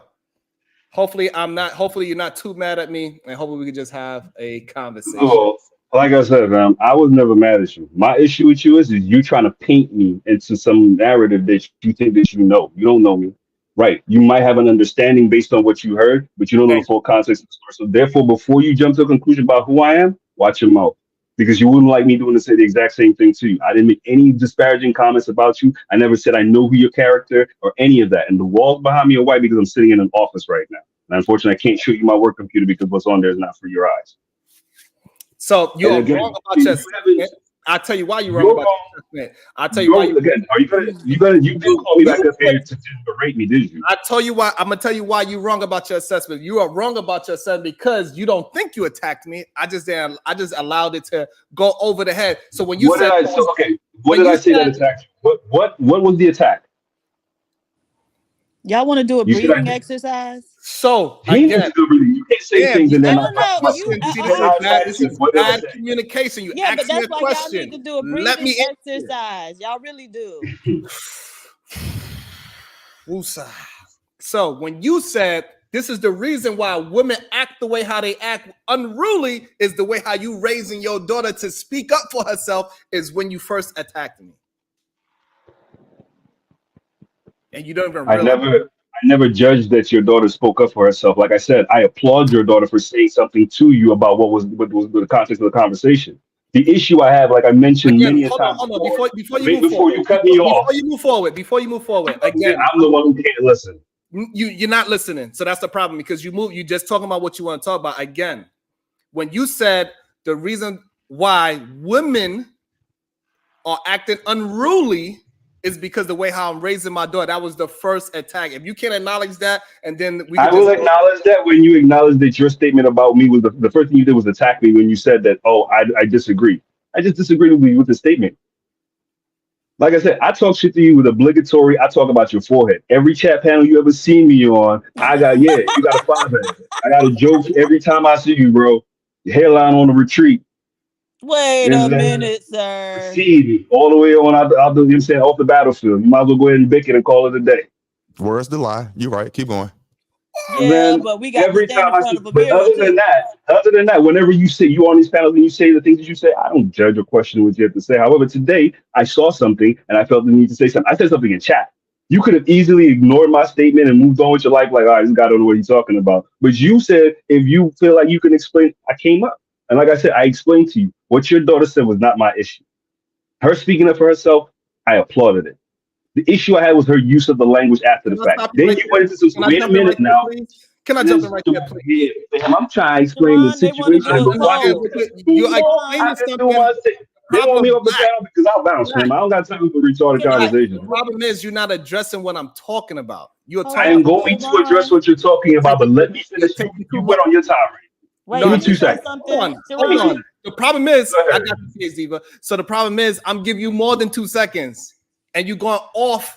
You're not going by what I'm trying to have a conversation about. You want direct answers? Truly ask me a direct question. What do you want to know? Oh my gosh. What do you want? Ron, the ladies in the chat want to do a poll. Who look better, you or Black built like a It's not about the look. It's about the hairline. My hairline is okay. Well, no, sir. I could tell you was Caribbean by your hairline, sir. I'm gonna tell you that. That's why I asked you. I never denied my West Indian heritage. No, but I'm saying I was able to see it with your hairline. Y'all be having like different hairlines. But then I did want to ask: is your child's mother from the Caribbean or from the United States? Hell, as far as I can say, you consider Puerto Rican women You have to ask a Puerto Rican what they consider Okay. And the plot thickens. It does. They're See, very y'all clearly let me not showing talk. U.S. in the business. Okay. So, okay. And so you did mention something about, women acting the way we do, or how it's soft on women. Do you think that women should have it harder? Yes. If you want to Oh, complain about, if you want wow. equality and you want all these other things, then yes, in order to get equality, things must get a little bit rougher. Things will get rougher for men as well, but it'll be rough all around. Who cares? We Wow. breathe in roughness, so there's not a change for men, but it will be a definitive change that hopefully corrects some actions for women. Okay, so can you kind of elaborate on that? So in what way would it be like rougher for women, and how would that change the behavior from the way you see it? Men would be unwilling to put up with, if men were unwilling to put up with certain conversations, certain actions by women, certain demeanors by women, then all of this, oh, he's just gonna pay my bills, he's in my phone as food, none of this stuff would be happening. Because the minute you understand who you are, you would be a man and walk away. Be damned if she's fine as a dime or if she's gonna be ugly as a sin. It doesn't matter. You just walk off. You say, you know what? I don't feel like my title should be food or my register in life should be, oh, I'm here to feed a woman that wants to be fed or pay a bill that needs to be paid. I have to do that for myself. Again, it's just different views. You don't have to agree with my point of view. It's fine. Like I said, Oh I no, don't I'm not expect agreeing or disagreeing. I'm just trying to find out, what you were saying and what you meant by what you were saying. Okay, so right. am I hearing you correct when you were saying that if men were more principled and able to create and enforce boundaries with women, then that would force a change in women's behavior? I would hope so. And if it Okay. doesn't, then what do? You move forward. What's the next plan?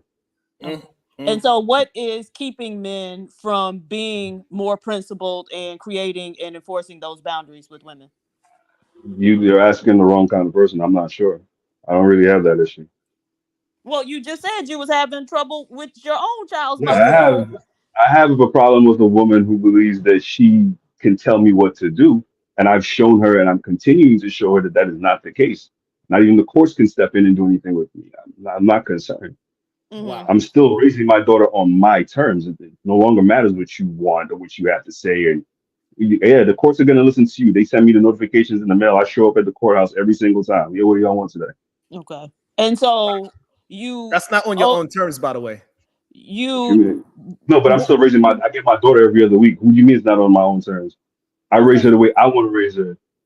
I switch weeks when I want to switch weeks. I like it's So my child. you wanted the courts involved in your child. She brought the course. I didn't want the course involved at all. If So she that's why want, he's so saying it's then not it your wasn't own on my terms. terms. So again, I never said I was in full control. Again, you trying to again? You think I get to tell my daughter for the rest of her life when she gets to sleep, eat, and shit? No, she gets to do that on her own terms. The same way her mother gets to go and sleep and work at whatever company and be a free an adult in this country. Go ahead. But don't come back and tell me, oh, well, it's not on your terms. Yes, I don't control everybody else. I'm managing the things that I can control, so those things are on my terms. Well, you How should I have could, what you should have controlled is who you put your goddamn penis in instead of trying to put it in some yes, I small should baby's have, and I vagina. will not deny that statement. What are you trying to like? You're saying that means nothing. I agree with you. I should have controlled who I was putting my penis. I should have wondered, managed who I was having a child with better. So But it is therefore, what it is. And don't blame it therefore, on women being able to express themselves as the reason why you're going through. The reason why women are moving the way again, how they moving is so because again, women don't have no goddamn responsibilities and nobody's holding women accountable. No, you need to hold your damn self accountable. Stop blaming it on somebody else. Right. sir, and But That I is am. the problem. so my question is, What do you did mean is the you problem? not So me holding myself accountable, me holding myself accountable is the problem. Me saying that the issue was me, that I had some problems in that situation, I should have controlled better. That's the problem, according to you. Yes, once you admit that, that's the first step. So wait a minute. So I'm on my path doing my thing to correct my situation and managing it my way. You're telling me that I'm doing it wrong, that I should do it whose way? Your way? No, the correct way, not my way. Well, apparently you have the right Mm. way. So you talk. What's the right way? Apparently your way, So, right? so the right way is to have self-reflection and change things I that have need to be changed. self-reflection. I have already admitted that I had my wrongs, and I am now taking the steps to correct those wrongs. There is One of the nothing else things that that you can need be to done or learn how should to be do, done. one of the first things you need to learn how to do is understand other people and listen more than you talk. Yes, you should take that same lesson as well. I've done that already.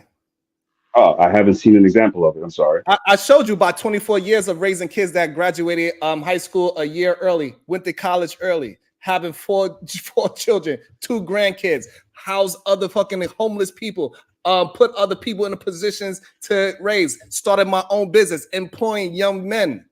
That's how. And all of this, and again, now that you got the whole understanding, because again, all of this is now new information. So again, how do you expect me to know it just prior to you don't listen. I don't know you. You don't listen. I told you in real time. You don't listen, but you don't want to take that little bit of stuff. I'm an accomplished father of 25 years with businesses, and I hire young black men. I heard everything you said, but I'm telling you, this is new information to me. How am I supposed to? You not want to give me 2 seconds to process the information, but you expect me to be like, oh, well, this is all the glory. I should take this and run to the hilltops and tell it to everybody. Nah, bro, I don't know you. Absolutely. This is new information. Give me a second to process if I believe what it is that you're saying. I don't know you. So therefore, stop talking and listen to process. I'm listening, but you can't sit there and be like, "Oh well, you're an asshole because you didn't hear me say it the first time and you didn't believe me the first time." I don't believe you. I don't know you. So again, you're just a guy on YouTube, the same way I'm a guy on YouTube. I don't know you. So again, before you ask me to start believing all this shit, give me a second to process and see if you know what. If the person is on the screen talking to me matches the identity that they're giving me, I don't know. So you could be a full-on liar, bro. This is the internet. I don't know you. The same way I could be up here sitting up lying. You don't know me. I'm asking you to give me a second to process the information and ask some clarifying questions. So one thing you need to learn how to do is not reiterate the same thing 3 times in a row. Apparently you ain't hear me. Apparently you're not hearing me, so I have to. Sure. If you heard me the first time, I wouldn't have to say it twice. So go ahead. Again, I just gave you a term, right? I said learn how to listen before you speak, right? You didn't give yourself 2 seconds to process anything I said just now. Give yourself some time to process it. Listen, I understand. I process information very quickly. This is what I do. I deal with young men all the time. You talk again in real time. You are not self-reflecting and understanding that you are communicating badly back and forth with each other right now in real time. No, he needs to see it. So when he watch it back, he'll see I need to make some corrections, and I will watch it back, and I would do my best to make the same corrections that I need in real time as well. Okay, we're gonna let Otis Who jump in here, so this way me and Black don't be so angry at each other, and we could just keep the conversation going. And I also want to get Taz exclusive in there as well. Y'all just keep derailing what I'm trying to ask this man. But go ahead, Otis. I'm gonna say it real quick, and and PhD Diva, please come in right after me, and I'm gonna say it real quick. This platform is great, and this what's happening right now. What just happened, it needs to happen. But I'm being honest, Sharon. You're not hearing what that grown man, what was hard for him to do, admit to you. He just said, because I heard him, he just said, allow him to process what you just told him. In my opinion, instead of you doing that, you was too eager to respond. He just said, allow him to digest what you said, man. Perfect, Otis. And I want to say this. So with that being said, so in real time, he cannot. You're right. I'm gonna just leave it as that because I process information pretty fast. So I apologize for that. And that's all I'm saying. But the difference is though that we got to understand that people process things differently. Of course. Because I'm reacting to his words in real time like this. So like I'm just saying, it takes time for us to. Okay. Go ahead, Taz exclusive. Bring your thoughts in. I'm a acquiesce to Otis, and I'm gonna shut up. PhD wasn't done. Okay, I apologize. I apologize. Keep cutting me off. Damn. And I was supposed to go after PhD. Damn. Okay. So I ain't running shit over here. So I asked you about. Well, so first off, so your child's mother, like everything was copacetic before y'all had the child? Yeah. Was she displaying any signs of, the type of modern women behavior that you dislike? Not at all. Breakfast, lunch, and dinner was cooked while she was on maternity rest. When she was working at the pizza shop, she was still getting up and making at least breakfast because at lunch she wasn't home and I wasn't home. And then dinner, I would be back and forth whether I decided to cook because, like I had the energy or it was a long, stressful day and I didn't have the energy. Like I did my fair share. Laundry was on me every week. She didn't have to touch any of that. Damn. Wrong. That was a wrong decision. So where did it when did it go wrong? Like how did it go wrong? When he started doing the laundry. Shut up, bro. Like I didn't ask for the input. Like and first of all, in a West Indian household, it's not uncommon to share household like tasks. That's y'all weird shit. Like you know what I'm saying, my view on that is different. Well, But it is beyond when that, it is when you're doing everything 100%. When you running everything 100% of the bills, it is a little weird for a man to be asking me questions if you don't think goddamn room and putting detergent in the goddamn washing machine. If I'm doing 100% of the goddamn everything outside of the household, saying, "Hey, baby," you know what she gonna say? She's like, "Hey, what you doing touching that lawn? You better throw your underwear on the floor. Let me pick up them stink ass underwear, baby. You work so goddamn hard. Let me rub your feet. Come here, baby. Let me rub your back. You've been working so hard, getting screamed at and cursed at by your drill sergeant. Come over here." PhD would say absolutely not. Do not load up the goddamn laundry. Responding to your question, have you ever been with a ass underwear on the floor? Let me pick up your stink ass underwear because I want to handle the women. You better not pick up a goddamn dish and cook no chicken because I got all that because you just got in the house. How you gonna go outside and take 100% of the bill and then come home and rub her feet and cook her some food? You baby face? Oh. You running it? You still bumping your gum? I cook bumping your gum too as soon as I get home from work. So I home Saturday, Sunday. Things already taken care of. She's working 6 days a week. She come home. I'm not supposed to help with anything. I wait, my clothes dirty. I supposed to let my clothes stay dirty because hey, she didn't do laundry. So I can call my boss Monday and be like, hey boss, I can't come into work today. My girl ain't do the laundry. Kind of idiots like this thing you wonder. All I'm saying is that you gave her learn some brevity, my friend. Learn some brevity. Otis, which kind of grown man can make those excuses about my laundry didn't get done, so I can't come to work this week, or he got to get up and go do it himself, whether his girl busy or not busy, especially if he knows it's got to get done. I agree. I'm trying to wait for people, fam. Like that's you. Cool. I'm good with that. I'm not mad at you. Don't be mad at me about who I am. I'm not mad at you who you are. I do laundry. I do dishes. I'm a grown adult. I still got to do these things whether she was here or not here. So what's the problem? I'm helping out when she's around. I'll tell you what the problem is. I can tell you what the problem is if you like. But I don't want your evaluation on it. I was still talking to PhD. I'm sorry. All I'm saying is this: if you believe, I'm out of your hair. It's not me running from the conversation. But now you want to talk over me. So again, any you wanted me to answer your question or no? I wanted to finish up with her.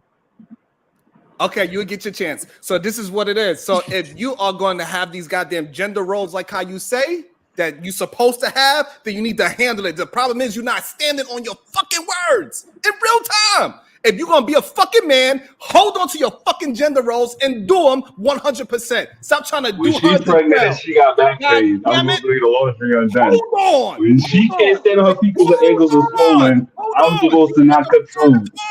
You're right, bro. Now you're right. Go ahead. Tell me more. Check you that know Yankee. Go on. I listening. Don't worry. I pull it up. You not know Yankee, boy. Pick up yourself. Pick up yourself. I there with you. I listen. Hey, don't worry about the other ad-lib thing. Just talk. Say your piece. We waiting. So here's the thing. You're not supposed to help. You told me to say my piece. Now shut up and let me say my piece. All right, go ahead. You're not supposed to. I waiting. Not supposed to help. I appreciate you for allowing me to talk on my show. Thank you. Wait, Sharon. And so this is what I want to say. So if you're going to, you cannot double talk. You either going to hold up the 100% of the gender role shit, or you doing 150 because now you're doing your role plus her role. It's either one or the fucking other. And that goes to show that you wasn't doing as much as you fucking think you was. Pull your fucking skirt down and put some pants on. Now go ahead, PhD, but let y'all have y'all conversation. Okay. Well, so that's one of the things. Like in many ways, they have very defined gender roles, but clearly he doesn't. But no, but like so the stereotype with like Jamaican men is they'll pay all the bills, they'll cook, they'll clean, do it all, rub your feet, but you just got to be okay with him cheating all over town on you. And so that's my question for you, sir. Did she ever catch you?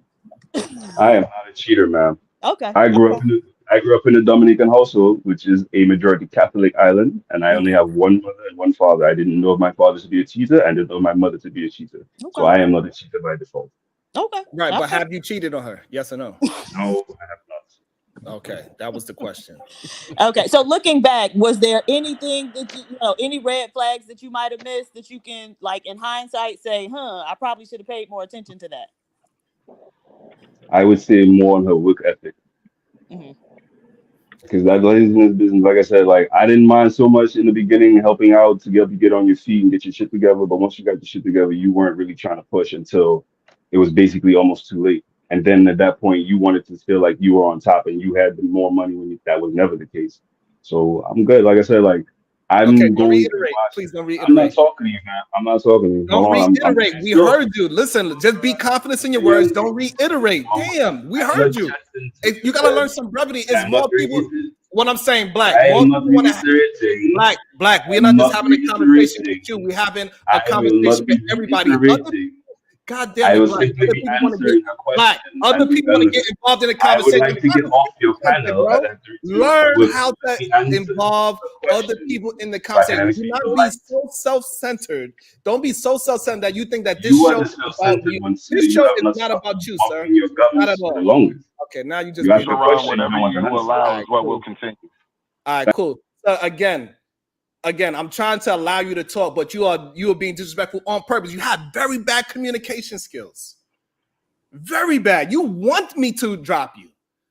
You didn't want to have a conversation. You just want to talk like this show is about you. This show is not titled Black Conquering King that washed dishes and wash his clothes, sweep the fucking floor, rub her feet, and talk about now you want her to goddamn work on her work ethic. How the fuck you want to change up now? You did every fucking thing, and now you want her to work. You already did the first 8 months of her not doing anything, but you want to lay down under her ass because you was a goddamn simp. Literally. Oh shit. Literally, that's what you were. You did every fucking thing for that woman. And then you surprised that she didn't want to do anything as the relationship went by. Are you fucking insane? You can't just talk over me. The show's not about you. It never was. Now, if you want to have a conversation, you got to understand that it ain't just you.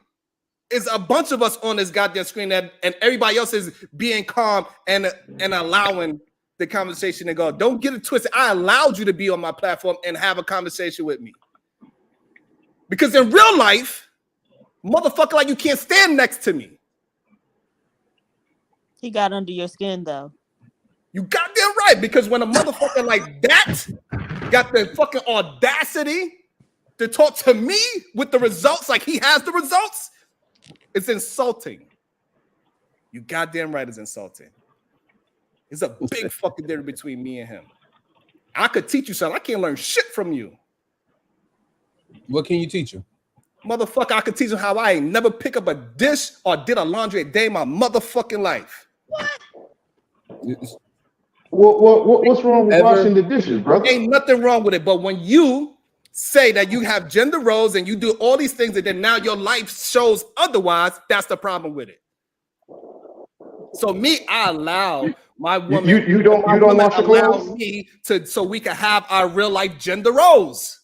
Hey, I'm not doing this. She says she's not doing that. So the same way how I can request things, my wife can request things, and I'll acquiesce to what my wife is saying as well. Yes, baby, I got it. Don't you touch that. I got it 100%. And she know what? When I come in the house, don't you touch that goddamn laundry. I got it 100%. So either so just to make things clear, or not. Don't be double. Just to make things clear. Go ahead. I want to get.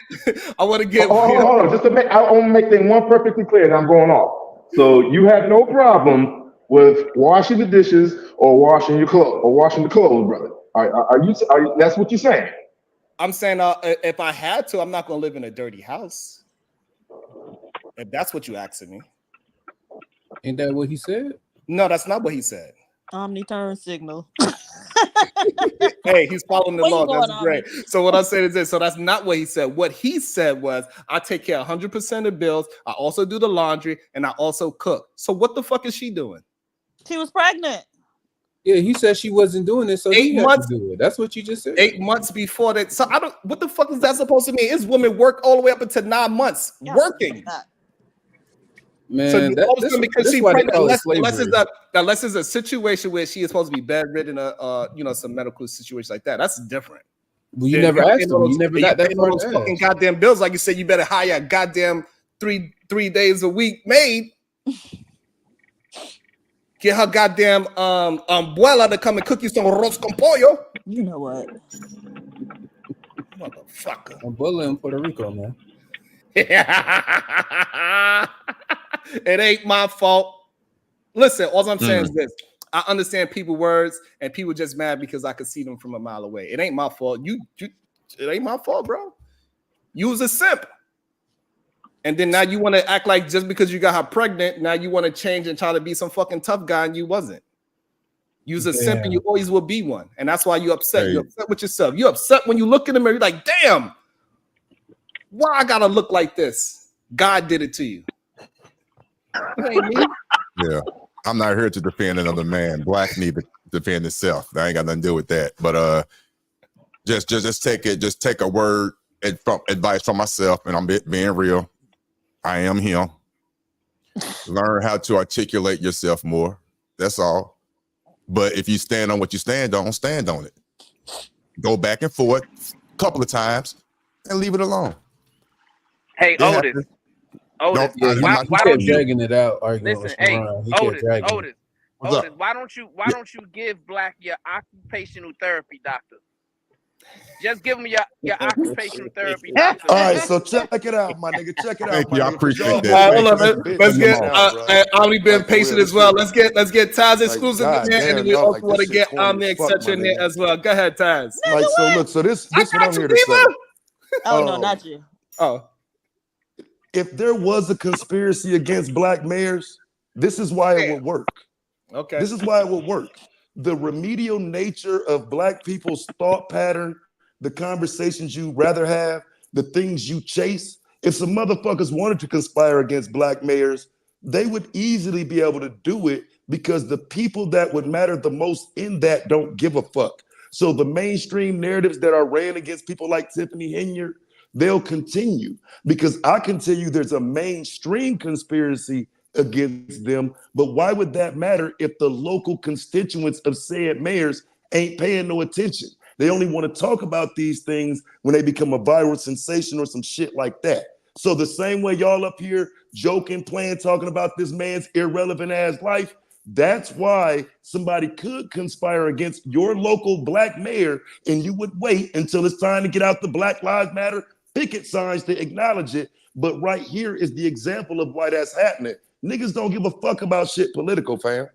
Nothing. I would never live in a city with a Black mayor. Oh shit. So, but here's the thing. You said you would never, or you have never? Would never. Oh shit! It wouldn't make a difference because white mayors are doing the same shit. All right, so there's no difference. So that's a great point. So now the white mayors are doing the same thing. That doesn't make it any less conspiracy. Doesn't make it any less corrupt. Correct? Well, in my opinion, it makes it somewhat more corrupt because I'm rooting for Black people to be politicians. I'm rooting for you to get in that position as a Black person. So you getting into that position and doing something nefarious or negative hurts the imagery and it hurts the conversation of Black people being in those leadership roles. I feel like we need those roles, but if we're not fulfilling them properly, how can you go out and say we need to be in them? Because so now if the white counterparts is doing the same exact thing, and when they account the same situation, we know that white mayors, they get the new mayor and he gives them a hard time as well. But that white mayor don't get the chance to say it is because of my race why he's not giving me the full reins to the budget and all these things. He's holding me back. He's holding me back. But when a Black mayor does it, now he's using race as a reason why this man do not want to have a peaceful transition of power. That's the issue that I see happening. I don't think it's always race. I think you need some type of working factors to show that race is the mitigating factor. Yes. I don't think you just get to throw race into it every time something is amidst. But again, I think politically speaking, you want Black mayors to stand out as Black mayors. Well, it would mean Black people need to be supportive of them. But how can we support them if they keep, finding themselves on the wrong side of the law? You know what I'm saying? So that's that conversation. Right. So and they all finding themselves on the wrong side of the law because they doing some wrong shit just as well. It's just it ain't no different. So when a white mayor does the same thing as Tiffany does and it gets called out, he's going to. That's the problem, and that's why I'm up here. Because see, here's the thing, bruh. Tiffany ain't charged with shit. It's a lot of speculation, a lot of allegations, a lot of viral videos, a lot of people running their fucking mouth. While you got mayors getting locked up for SA, mayors getting locked up for having cocaine hidden in the middle school. Okay, mayors stealing money, mayors all over this country, everywhere. And the one that's viral and talked about the most is the black woman who ain't even charged. That's a problem. Well, that's a strong claim. What you think, PhD Diva? So I can believe that that's the case. I want to know more about the mayor who had the drugs in the middle school. Where was this? This is Progresso. This is Progresso, Texas. I can't call his name immediately, but I know the city, in fact. And what it is, it's a border town. So he working with the cartel, you know what I'm saying, all that or whatever. And he got caught. His brother was the city manager. He got caught with some coke. They got initially caught because one of the city school bus drivers got caught bringing some cocaine in through the border. So the entire town is up. It's Progresso, Texas. Okay. So again, I don't doubt any of what he just said. It seems like for many, politics is a way to like line your pockets, right? So many people go into it, even at the federal level, the the Congress people. There was an article, this was several years ago, where they talked about like the net worth of the Congress people when they came in and then when they left and how it was a lot more. And so I think politics is seen by many as a way to enrich themselves. So I can believe all of that and more is going on. And we certainly know just from, news coverage has always been that way. If, 15 crimes happened in the city, they gonna talk about the ones that black people committed. That's gonna be the headline on the news, right? So his name is Geraldo Alanis. So he is mayor of South Texas town in Progresso, and he was taken into custody March 18th, according to the court documents. So he was held accountable. So he is in custody, and they're gonna monitor out now. But we got to find out if he's gonna actually be jailed and everything like that. But so my he is argument is, they didn't talk about it. But wait, I'm saying he's not being held accountable in public spaces though. In these viral videos, nobody, dog, he kept the cocaine at the middle school. He wrapped up and packaged the cocaine at the middle school. That's viral movie type shit, bro. That's documentary type shit. Why ain't we talking about that? So now, the question is that like, is his people talking about it heavily like that, the way how we talk about our own people like that? So the reason why he's not possibly why we do not know about it because he's Geraldo. We don't care about Geraldo. We don't care about those damn people, the Mexicans and the border and all that shit. So maybe, but in his own community, are they talking about it the same way how we talk about our own mayors? That's the real question. No, I would say that's irrelevant. And I would say that's irrelevant because my argument is centered around the mainstream. The mainstream isn't talking about him at all. But Tiffany, you can find on every station. So because when you start talking about our community, I would agree. And I don't even mind our focus on our community. But my argument is focused on the mainstream and how the mainstream is using Tiffany Henyard and Eric Adams. But I can show you multiple mayors that have been charged with a crime that you ain't even heard about. Yeah, I believe it. Oh, he young looking too. But no, so they're in his community. That's all par for the course. Like, they always doing that. So you saying it's acceptable? Yes. That's like so you part saying of their so culture. PZ, but you saying in his community it's acceptable for the mayor of a Texas Progresso town to be selling drugs for the cartel because they don't want to die.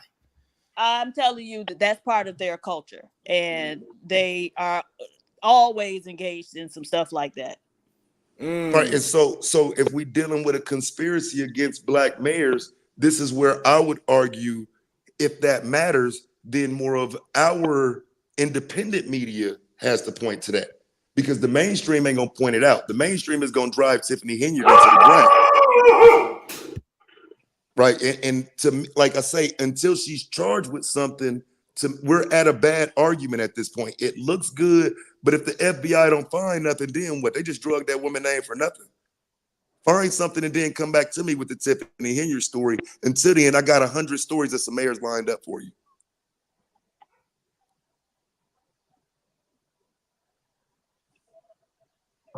Agreed. And so that's why I'm calling it a conspiracy. I would have to say there's a mainstream media conspiracy against black mayors. Now, I know y'all was talking about something else, you know what I'm saying? And this is probably why, because like niggas ain't engaged, you know what I'm saying? Y'all niggas quiet as fuck. So, you know, let's talk about the conquering king. Let's talk about that nigga. Like, you know what I'm saying? But nah, seriously, you know what I'm saying? Like, Taz, I'm hearing what you're saying, bro. That means, but Taz, that usually means that they are engaged with the conversation. A lot of times when we talk about things like this, they getting brand new information. It's not information that most people could just talk about on a whims, because you put me on to the progressive. I'm looking it up as we have the conversation. So it just shows like, you know, people just engaged in what you were saying. So don't take it that way. It happens when we start talking about real life things and comparing things, apples to oranges. But that was hilarious though. Yeah, like I'm sitting back. I'm just listening. I've been listening. I listened to the whole. Let's not do the Conquer King thing again. Let's never do that again. Now, Tiffany, is that the one that was? Is that Nino Brown? Oh damn! She's Nino Brown. So that's the okay. issue. We calling her. That's the issue. I mean, we calling her Nino Brown, and this dude is living Nino Brown. Right. But I'm saying this is the thing, right? America was built on crime. All right. We know this. They enslaved, they killed, they murdered, they rampaged. All right. So I think it's par for the course that, you know, in politics, people are doing underhanded shit. I'm not saying that I'm necessarily cool with that. I'm saying there's levels and degrees to, like, the number one rule of crime is that you do the underhanded nasty business and then you shut the fuck up about it. With Tiffany, the problem I find riding with what you're saying, Taz, is she was very loud with a lot of the stuff that she was doing. She's very loud. She's very boisterous. She's very flagrant. She's not really trying to move under the radar. So I think that's the difference between that's the primary difference between those mayors and this one in particular. So let me ask you this though. If I ain't did nothing wrong and all that shit y'all saying cap, and I can prove everything that I'm saying, and I dare you motherfuckers to try me, why I gotta stand down? If every time y'all file a lawsuit, you lose, nigga. Tiffany Henyard ain't lost to them, right? They tried to recall her, they lost.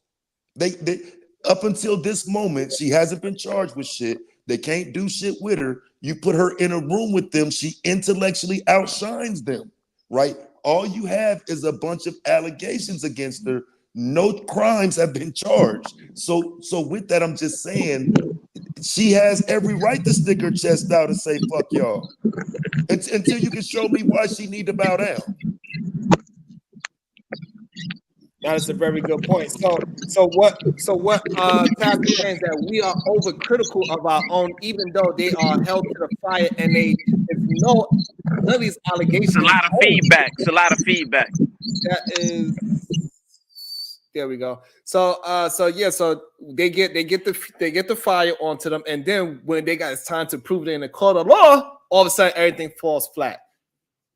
That is a problem, and we just tend to believe it 100% and say, "Oh, see, this is how black women with weaves that get raised up to say curse words and to their father and correct their father. This is how they act, and this is why women act in the way they act."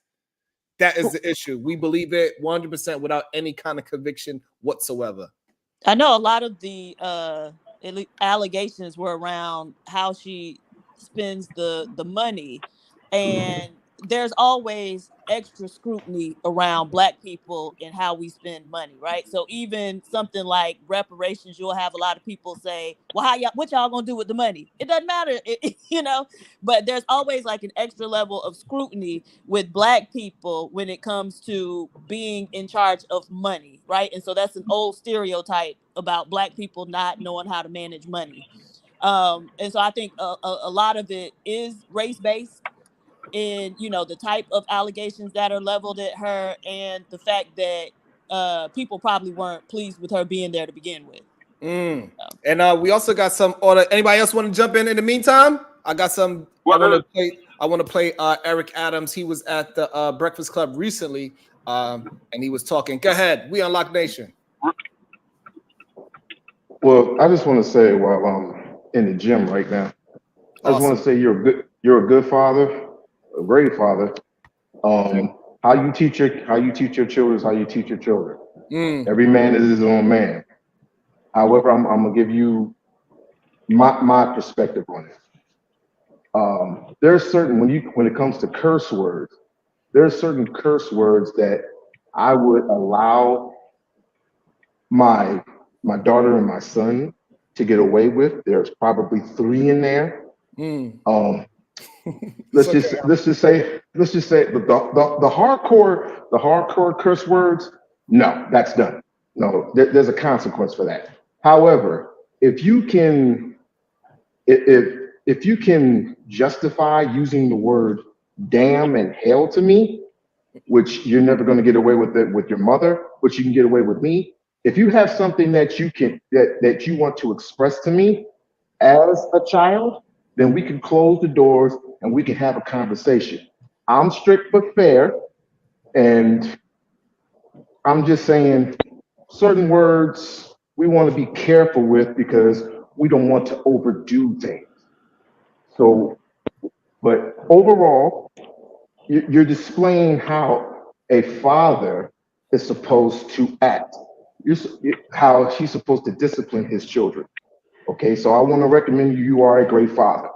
Thank you. Appreciate you. I received that. Thank you. Also, we got Shiesty. We got the Shiesty bum. About to be a situation. Hey, hey, hey. Go ahead, Ms. Diva. Make sure y'all are supporting the show as well. Go ahead, Diva. Shiesty bum, city girl mayor up winning. All right. She's a nut. Hey, Sharon, I got a comment on the city mayor stuff. Okay. Hey, so what I gather, right, is in order for a city mayor to be successful, they have to have total allegiance from the city manager and also the police chief, right? Because even if the city council is against you, your city is able to function and you're able to move the proper way because you have the city manager and police chief, right? But what often happens in these cities, right, is that the city council will get in the mayor's way by utilizing either the city manager or the police chief, right? And what happens is once they get that police chief to usurp the mayor, then that's when these investigations and rumors and all of those things happen. Same thing with the city manager, right? So to understand, I guess as Black people, we have to fully understand how a city government works and operates. And in order for city mayors to be thoroughly supported, they have to get the backing of a lot of city council members, and particularly they have to stay aligned and make sure that the city manager and also the police chief stay aligned with their agenda, because once that happens, then they're good to go. Awesome. So now we're going to go with Eric Adams, who's just recently at the Breakfast Club. Let's see what he had to say. Things that are crucial about the marginal assignment seekers that we need to put to rest that people don't realize. Number one, I don't have the legal authority to stop the buses from coming in. That's against the law. I don't have the authority to allow them to work, which they want to do. That's against the law. I don't have the authority to say, I'm not going to house you and give you 3 meals a day. It's against the law for me to do it. I don't have the authority to deport someone that commits a crime here in this city and turn them over to ICE. That's against the law. So what we had to do was figure out, how do we house people? And so some people say, well, Eric, you're giving them more than what you're giving us. Go to the HERC centers where they are, the shelters. Their restrooms are outside. Their showers are outside. They're sleeping on cots. They get 3 basic meals a day. And when I go visit them, they say, we don't want any of this from you. All we want to do is have the right to work so we can provide for ourselves. Well, in less than 30 days, migrants won't be allowed to work per federal guidelines, and they won't be allowed to be housed in NYC anymore. So where will they go after that? They finding their way. Out of the 184,000, 60% of them found their way, like many of us have done. You notice you don't hear about the where they gonna get housing in 30 days though? Many of them, we giving them intense care. We're not just telling you come here, hang out for 30 days, and we're not gonna help you. No, in those 30 days, and if you're a young person, you get 60 days. But in those 30 days or 60 days, we're giving you intense care. We're showing you how to find your way in our city. We're showing you how to go about applying for housing, how to go about applying for the services that you need. And some people are saying, we never wanted to come to New York at all. We wanted to come to another city. But Governor Abbott said, no, we're sending you to New York. The real focus should be on our national government that's saying, why are you doing this to New York? Check out what they're doing. They're doing it to New York. They're doing it to Chicago. They're doing it to Los Angeles. They're doing it to Houston. What is the same in all those cities? All black mayors. Oh no. All black mayors. No. And so, I can't say What happened, Taz? What happened? Bro, I'm sorry, bro. Like, I don't think it's over or whatever. I didn't mean to just jump in like that. But that shit just pissed me off because that is not the argument I'm making. Now, when he said that, bro, it pissed me off because what those 4 cities have in common, nigga, they sanctuary cities. The federal government is doing to you what your city stands on. Your city stood on sending the migrants and all of that shit 5-10 years ago under Obama. Your city claimed these migrants before it became a problem. Claim them now. I don't think the federal government or Rick Scott or nobody is wrong for sending them to those cities based on the arguments they made. Now take your fucking sanctuary city policies off. That's a bullshit argument, man.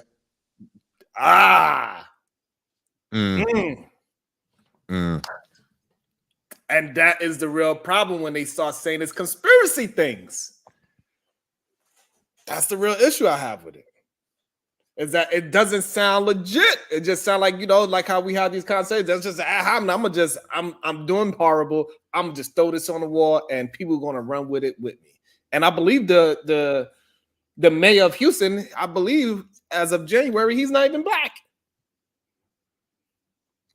I don't believe the mayor of Houston is black. Somebody fact checked it for me. I don't think the mayor of Houston is a black man, but that's nonetheless. The other cities, yes, they are. It's not. It's a white man. Oh, damn. Oh, damn. So now it crumbles it even worse than what Taz already crushed it. Yeah, because so we're talking really about policy. Yeah, this is policy we talking about. That like those cities had policy to protect those migrants from the time where we stopped calling them illegal aliens. Because I was in a conversation back then over a decade ago where that's what we called them. Then it became undocumented workers, right? Don't call them illegal aliens because that's wrong. So the language is changing to benefit them, and we're just supposed to not remember all the sanctuary city policies that went into place under Obama. No, dog, I remember all of that, and now we're here because those cities were invited. Chicago was giving them IDs, fam. I lived there when that was happening. So, I'm insulted by it. Like, well, wait, fam, I'm here coming up a little bit, trying to get myself. I got my son, like we doing our thing. And you mean to tell me I got to compete with them and they coming in equal and they don't even have identification? I got to watch them get ID illegally? Nah, fam, I watched the city do that. I watched the city do it. Well, Otis agrees with them. He's saying they cheap labor. So Otis actually enjoys. There you go. There you go. Stop it, bro. Two things can be true at the same time, but I hear you. I go with that narrative. It gets the crowd going. I got it. And that's where it becomes that slippery slope. That so as he was starting off in the beginning, he was saying everything that was 100% correct. He does not have the power to do those things. So if somebody comes over here illegally, the mayor himself does not have the power to just deport them. They got to go through a whole process to deport them. You cannot just turn the buses away. And then now when we go into the policy part, which Taz jumped into so beautifully and said, hey, your city is what allows that. That's why they got sent to those I cities. like So where he got mad, you cannot hold the state that doesn't have those same policies to the fact that you holding your policy. Then now you mad because they send the bus to where it's all good. I think it's because he started off telling the truth and it was a legitimate argument. It sounded good. When he flipped it around, I think it kind of got under my skin, bro. Like I kind of snapped there, like what? Like so, my bad. Like, but nah, that kind of got under my skin. Like, what you mean, bro? You think we dumb? Like, you know what I'm saying? That's how I felt about that. Don't they give them debit cards with like $1,400-$1,500 on it?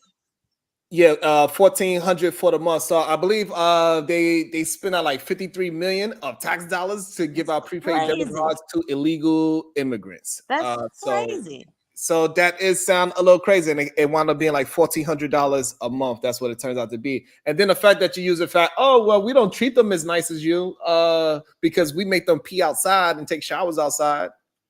Right. What they supposed to be here? So if that is the case, so why do you don't at least do that to the homeless people that's fighting back and say they don't want to go into these goddamn homeless shelters? Right. It's okay for these goddamn immigrants, so why not have it for the goddamn homeless people too then? Because they don't have the place. They wash it up in goddamn bathrooms. Any public bathroom they could walk into, they just go ahead and wash up there. So why you not doing that for the people that's here? The ones that they got ones that want to be in shelters. Okay, give them that. The ones that scared to be in shelters, give them the situation that you gave those illegal immigrants, so they can at least have some kind of option. Because it's ridiculous over here in New York City. You can't go to no public bathroom without somebody washing their ass. I mean, with their hand, they don't even have a top. You go in Bryant Park, you go to that bathroom, it's a beautiful bathroom, but it smells disgusting like piss. Why? Because there's some homeless man in there washing his ass. At least give him the opportunity to fucking wash his ass outside. Shit. Give him a place where always go to the bathroom at. They don't have no place to go to the bathroom. You're not just dodging dog shit, you're dodging human shit sometimes. I always find it interesting though that argument that he's making, because he's not a governor, of course, but I do think a challenge is legitimate in some of this, and because, for example, like with the weed, like weed is against federal regulation. They can go shut that shit down any day they want to. It's still federally illegal, yet these states do it knowing they're challenging the government as they do it. So don't tell me about federal law that you can't challenge. You know what I'm saying? They can challenge absolutely federal law, and we see it all the time, but they just don't want to challenge it in this regard. Great point. Good day to you, Pastor. What's your thoughts? What's good? What's good? I'm glad I got onto the mayors and what's going on politically in this country. I do not technically think there is a conspiracy against black mayors. I do think that black people went right along with these sanctuary cities until they start to feel that pressure on their back from them people taking their jobs. Now, what's going on with America and Mexico with this migrant thing? It has to happen, because I think America is getting what they deserve, and I hate to say it. Damn. America has been running guns into Mexico Mexico has very strict guns and drug laws, and we've been running guns and drugs in and out of that country forever. And now they're saying y'all got to deal with these people. Y'all created these gangsters. Y'all sent these guns. These are American guns are killing American guns are killing Mexico. So therefore, we are getting what we deserve. We created this issue. So it's politically. So, hold on. So you're saying because we sent guns over to Mexico, legally or illegally, that's why we deserve for them to run away from the said guns now and come over here? We created that problem in that state. What problem? A gun problem or an immigration problem? We created the gun problem. We created the drug problem. What do the gun and drug problem have to do with the immigration problem? Because Mexico is saying y'all created these citizens in our country, y'all deal with them. So Mexico is sending these people across the border. So what you're saying is that so every criminal that they could find, they said, hey, here's a letter. You need to go over there. Since they send you guns and to run havoc over here, we want you to go ahead and do the Wild Wild West over there, is what they said? Yes, that's what I'm saying. Yes. Holy shit. Absolutely not. That's not true. Okay. First off, the crisis is not created by Mexicans. The crisis is created by people coming from further down than Mexico. They just happen to travel through Mexico. And in terms of gun running, dude, have you ever heard of the Mexican cartel? Maybe not. Who do you think is funding the Mexican cartel, Taz? The Mexican government. The Mexican government. That is a lie. Hold on. Okay, So you're saying, hold on, Pastor. So are you saying that the cartel does not have the Mexican army to back them up? No, the Mexican army is against the cartel. The cartel is being funded by America. Are you serious? I am serious. Okay. So hold on, Pastor. So what about all the immigrants that fly from Europe to Mexico and pay the mules to get them across the border? What about them? So the coyote system is a large market. I agree with you on that. The coyote system is a large market. We get that, but politically. So, but when that just destroy your whole ideology that we are funding the Mexican cartels with guns and drugs and funding and military because people from Europe is using that because they don't need the same passports to get to Mexico. So that's why they use Mexico to get through. The same way how the Chinese use Canada to get through from up there. And the Vietnamese, they use the northern. So it's on both sides. It's on both sides of the border that we having this issue. It's not just the Mexican border. So we cannot act like because we are funding Mexico. What about the Canada border that's getting all these Vietnamese, Filipinos, and Chinese, all these Asian human beings to come across the Canada border? We act like we have one border. We have two. Well, see, I'm saying specifically, though, in terms of Mexico, it's not a question. If you go there, talk to the locals. I've lived there, bro. The cartel is the government. The cartel are the police. Like there's no separation of the two. So the reason why they're able to operate that way is because it's allowed. They decide who goes down. They decide who would take the L in terms of their law enforcement. But this is how they make their money. Baja California is a whole network of the cartel, the government, and the United States government. Okay, so I agree with you about 50% on that. But you have to ask yourself, how did the cartel be able to take over the Mexican? How are they able to take over the part of the Mexican government that they do have? How was that funded? America helped fund them to be able to do it. There's no way around it. Okay, so when you say America helps, America funds a lot of bullshit. So I'm not going to say America has no hand in their funding. But what I'm telling you is this country is a third world nation. The best they have is gun running, drugs, ST, and those type of illegal operations that run back and forth into the United States. There's no legitimate argument to make that the United States is to blame for what's happening with criminals in Mexico, though, bro. No way at all.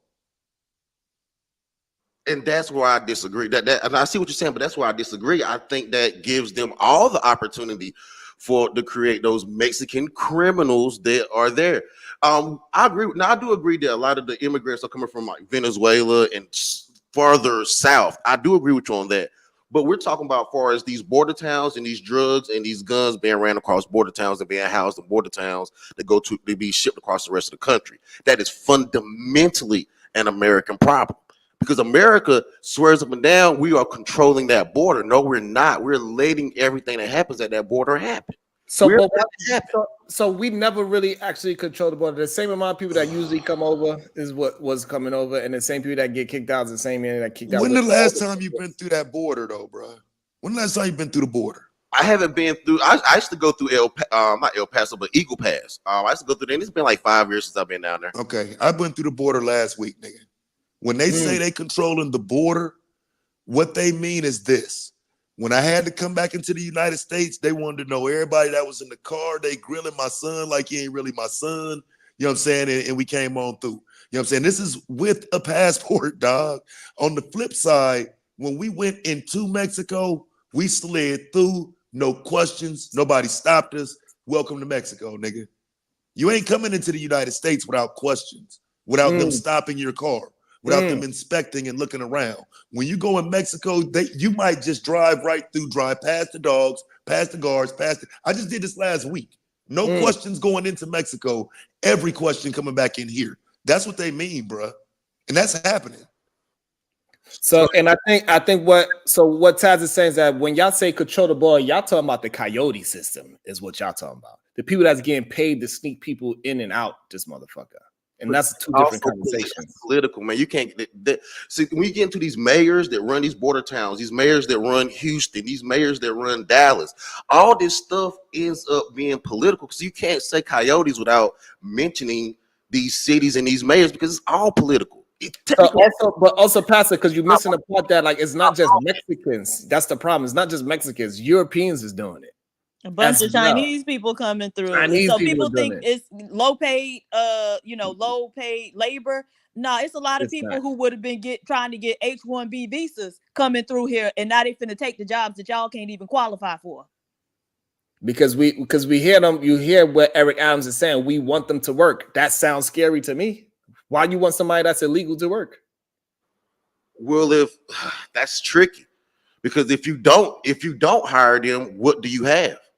You have a bunch of illegals just running around your city with no money, no jobs, no formal way, no way of taking care of themselves. So what happens then, Sharon? So the problem that I have with it is that, so what about the people that did it the correct way?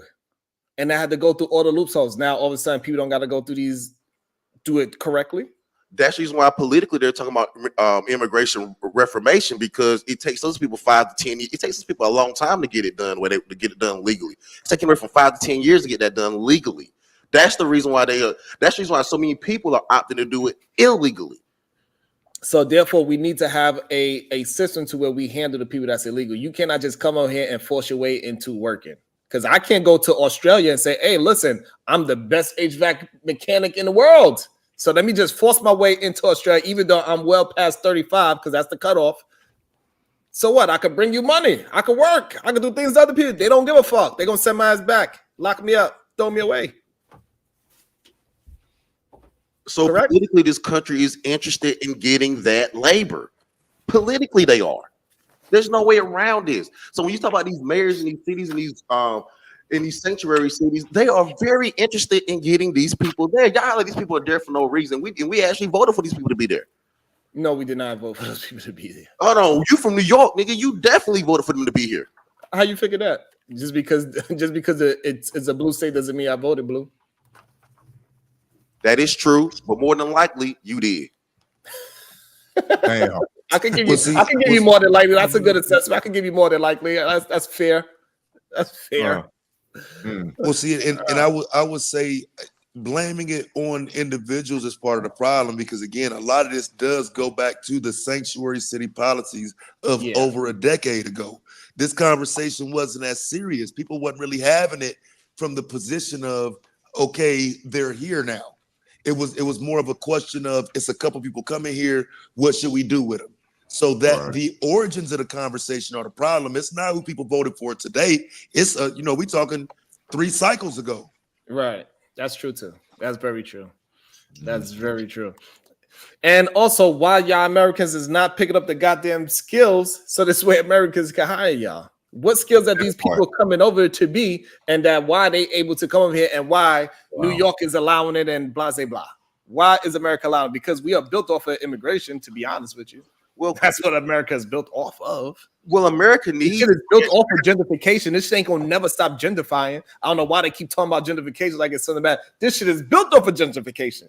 Motherfuckers was following buffaloes at one time, supposedly, and now we live in houses. So this shit always been gentrified. Well, Teron, theoretically, we kind of almost need these migrants right now, because we got to rebuild the country, right? We got to. And I don't know if a lot of us are in HVAC. I don't know if a lot of us are in welding. I don't know if a lot of us are in construction. So at this point, we do have a problem. And the migrants, kind of to a certain extent, I hate to admit it, but they're helping our problem. It's very that is another fallacy that needs to stop. They are not okay. Now that's a good conversation. They are Carl. not better construction workers than we are at all, not even close. But could you just address what he said? Because I honestly don't have a dog in this fight, and he just raised a good point. And I don't know if it's a fallacy or what, but where all the trade skilled labor, as far as the trade school graduates and things like that only take 18 months to 24 months to get your welder's degree, your certificate or whatever, because I ain't been out there like that anymore. But my point is, you understand what I'm saying? To me, it looks like there's a lack of those tradesmen out there, men, meaning women as well. I don't see a lot of them out there. I don't see the trade schools being advertised, as far as welders and things like that. I don't see that. So the reason why you don't see that is because the unions actually hold a lockhold on those trades. You cannot go to a trade school and learn how to be a union welder. You got to go to a welding union to learn how to be a union welder. They do not allow you to. So once you get a union card, you also cannot, once you sit down, you cannot work for a non-union company. You will be held because you got to sign a constitution when you are in a union. And so therefore you cannot even show your skills to somebody that doesn't have a union card like you as well. So the union is actually holding a stranglehold on that skill set. And that's why a lot of people do not have the skill set. And that's why people that come over here, they get this whole ideology that they are better construction workers because they wear open-toed shoes and they swing a hammer. No, they are not. It's just that it's a bunch of them there so you could get some things done, and you just all you need is one decent person and you can get small projects done. But if you're doing a goddamn skyscraper, they are not going to be able to cut it. This is where I don't want to go down the rabbit hole, but I'm gonna get off of it to tie back in. But this is where it gets tricky. You live in New York. New York is a prevailing wage state, correct? Correct. See, and that's the difference. I don't live in a prevailing wage state, whereas you don't need a union to go work. So whereas the unions are prevalent in your state, there's a set minimum, whatever that minimum is. Whereas you come to my state, there is no minimum. Whereas herein lies the problem with the immigrants coming in, where they could pay an immigrant forever. I'm just making the numbers here, $15 standard. Whereas in your state, the standard prevailing wage is $30. Because you are paying for his expertise. You're not paying for workers. So what you are paying for, So what you are paying for when it goes to those states that don't regulate it, you are just paying for a laborer. It don't matter what skill he got. He's just like, I'm willing to do construction. He read a couple of things. He put a couple of pipes together. He's just a laborer. He do whatever. He do any trade. But over here are places that is very specific, because like in the HVAC trade, I do electricity, plumbing, and HVAC. It's three trades in one. Right. I got There's a plumber, but a plumber cannot do HVAC. Right. Oh, trust me, you preaching to the choir. I get it, but I necessarily can't do electrician work, right? So you're paying for a specific skill. That's the difference. So when you're over there, you're just paying for a laborer, and so laborers, even though we do have a labor union, it ain't nothing that you could teach a laborer really. He's just a jack of all trades type thing. But didn't Tyson recently get rid of a lot of its union workers to bring in a bunch of illegals? Yes, they did. Yes, they did. Thousands of PhD with thousands. They went around your unions. Politically went around your unions in your cities. Right. Talk about it. So it's not just going to be the bottom of the barrel, low tier jobs that nobody don't want or none of the Americans don't want. They coming for it all, right? Because like I said, a lot of these companies, in order to save money, will get rid of American workers. Sorry, that's my food. To hire them. And then again, you got a lot of other immigrants coming from places where they would normally be trying to get H-1B visas, and they're going to get a lot of these tech jobs and other higher level jobs that there isn't an overabundance of Americans that are going to qualify for them anyway. So, but the thing is that, so now us as the Americans, we have to do something. Shout out to CB Music. No, you do not need to come up to hit the link if you're still there. Please Shout out to you for the Cash App. So the difference is that we as Americans, we would have to boycott, say, hey, you don't want to hire Americans, you tripping. It's because the one thing for sure, if the electricians, they don't play with that at all. If a company was to fire a bunch of union workers and hire ununion, it is a problem. It's going up. People are fighting. People are losing their tools. They are robbing them. They are fighting. It does not happen like that over here. Over here, the union is strong. They will fight you. They will literally not let you go past and walk into a building without showing your union card. It turns into that. Fight against the union on the other hand, Sharon, because a while ago you were fighting against the union and their regulations and the stranglehold that they have on industry. Now you're saying that, oh, we need them to have that stranglehold. That's not what I'm saying. What are you saying? So what I'm saying is this. If we have a problem with the illegals coming in, because they not just taking the union job, they're taking American jobs. That's a different fight. You understand? So if I'm a non-union worker, but I got the same skill as the union worker, I'm still an American. But what you're saying is that Tyson hired illegal people. So that means they are taking jobs away from America. That means you're taking money away from the economy, in my opinion, because we know that illegal people, they're going to take that money and send it back home. So it's a big difference. What we're saying is politically that I-9 form is about to get thrown in the trash. You don't just like thrown in the trash. Yeah, I know that I-9 is. Well, all I'm saying, that's the difference. So and we are going to say, hey, listen, we don't want the union here, but also we don't want non-Americans taking money from Americans neither. That's a whole different fight. And that's a fight that we all should be able to get involved with. And then after we win that fight, then we get back to the union versus, Americans versus American fight. Sharon, question. Are there a lot of vacancies in your trade? What you mean by vacancy? Like, is there a great demand for HVAC. There a great demand for HVAC, but not enough supply of workers? It depends on what level. So on the level that I am, it is a problem for that. Yes. The apprentice part, no. The apprentice part, no. Okay, because I'm just sitting here thinking, I'm taking everything in, I'm listening. I'm wondering if the dynamic of American society has shifted so much, because you know what people tend to say all the time on these panels and whatnot on YouTube is that the American worker is, people that work with their hands are so undervalued. I'm wondering if it's a desirable job anymore. Like if people actually desire the work, not from a money perspective, but from a social perspective, and how people, blue collar workers, are viewed from a social perspective. So as a social thing, I think people in passing conversation, they would say, "Oh man, I respect the blue collar, the one that works and get his hands dirty." They say that out loud. One that could change this and drill holes and put things up. They say that out loud. But when we walking down the street, or we in the elevator, nah, we're not looked at the same. We're not looked at somebody that is potentially could make anywhere from 70,000 to 200,000 a year. We are not looked at as that at all. We are looked at as a lower tier of society for sure. That's what I'm thinking is taking place, and that's why I'm thinking from the perspective of whatever Mayor said, that I wasn't here for the video, but whatever Mayor said, that we want to put these people to work is because by constant disrespecting of the people that actually hold up the infrastructure and maintain the infrastructure of society, less and less people, especially the young people coming up, want to fill those positions and take up those jobs and take up that role.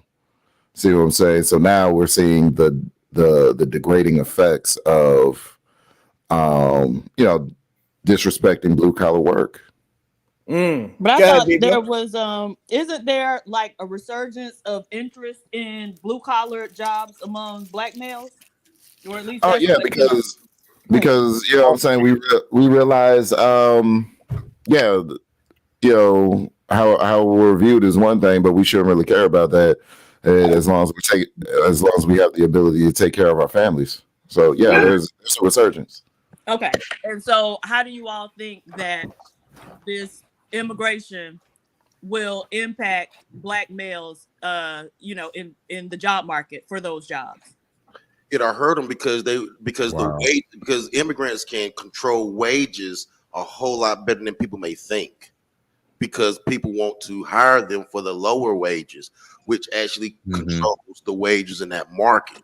This is where it gets nasty for Black men trying to enter into construction, welding, and even healthcare. It gets nasty because they bring a lot of Asians in to control the pay range in that industry. That's where it starts to get nasty. Can I add on what Pastor is saying? Because my past trade was low voltage wiring. Anything for us, telephone line, Cat 5, all that, fiber optics.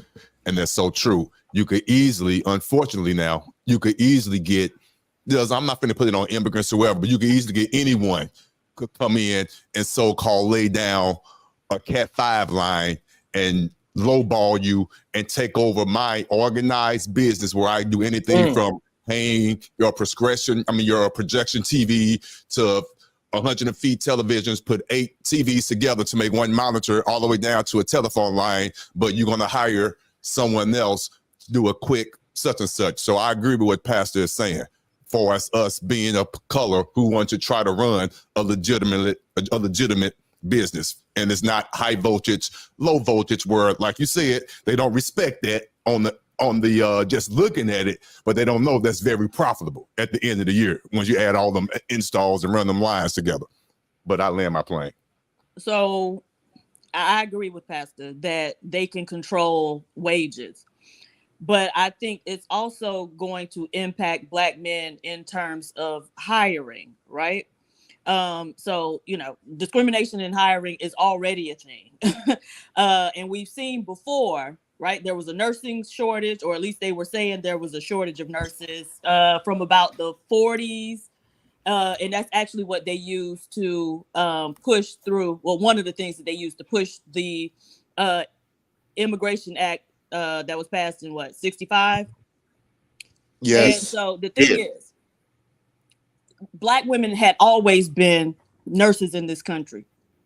Black women couldn't always get hired, right? And so what they were doing was even bringing in Black nurses from other countries, but refusing to hire the Black nurses here. Right? So I'm from Miami, where we had a lot of immigrants, and me and my sister, when we were coming up, would always be like, why all the Jamaicans and Haitians nurses? And that was the reason they had come. They brought them in for the quote unquote nursing shortage. And so I think Black people have to be very cognizant of the ways that immigration has been used to undermine us historically.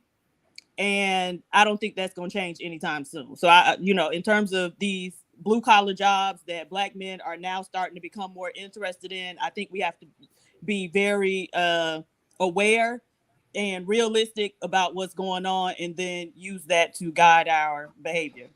Go ahead, PH Diva. All right, Sin 7 Sin. It's okay, Otis. I'll juice you up. About to be a situation. Hey, hey, hey. Thank you, Sid. Who are but you? Low voltage don't have nothing to do with juice. They actually got to wire up a lot of my equipment as well. And they recently did it as of recent of 2020. This is like the first conversation you had that I cannot actually troll anybody. Okay, I gotta be serious on this conversation. But anyway, they did this as of recently of 2020 when they brought in all the Filipino nurses. Say what kind of nurses? Filipino. They brought in male and female. They brought in thousands of male and female Filipino nurses. They literally lowered the standards. They have to test to be able to come to this country to be able to practice medicine or practice as a nurse. Actually lowered the English standards just so they can get in here and get them rolling. And it's nasty work. They're not lowering any standards for Black people to get in healthcare. You mean a healthcare field, job wise? Yes, like so they were licensed nurses. They were licensed as nurses in the Philippines, right? Okay, and then when they come over here, so you're saying they have the skill to be a nurse, but you also had to have a certain requirement of English to actually become a nurse. So they don't have to take our testing. They don't have to take our NCLEX. So they're licensed to be a nurse over there. And over there, nursing is nowhere near as technical as it is over here, as far as the emergency rooms and ICUs and stuff. What is this right here that Miss Jill is asking? This is what you're talking about? Yeah, that's the test, the licensing exam. Yeah, they did not have to take the NCLEX. And the NCLEX is fucking hard. I don't care what nobody say. So they didn't have to take that. They just had to be a nurse over there in the Philippines and pass an English proficiency test and come over here and start working and making money that Black Americans or Americans period can make. And we have to take a harder test. This shit is completely undermining us. So at least they do have to take the test. They just taking the test in their language. That's what you are saying? No, they take their own licensure. Their licensure test is not our licensure test. It's not the same. The thing is, there are almost every HBCU in this country has a nursing program, and typically a pretty decent one, right? Because even, you know, in the days where many of our universities, the land grant A&M colleges that focus more on vocational stuff, you know, nursing is a vocational, is a blue collar job. And so they could have gone to these HBCUs and set up programs whereby in a lot of these HBCUs, in order to graduate, you have to have passed that test. And so they could have been extracting them straight out of the schools. But rather than doing that, this is what Pastor is pointing out to you. Rather than doing something like that or having initiatives for any type of American, because there are, you know, Asian colleges, Hispanic serving institutions, whatever, they went to a whole other country to bring those people in. And were they paid the same as y'all, Pastor? Yes, they were. And sometimes paid better because they're bilingual. Oh shit, that's wow. Yeah, that happens in every industry. If you have bilingual, that's an added skill. That's an added skill set that employers find more valuable. So yeah, I can see that happening. That's whoo.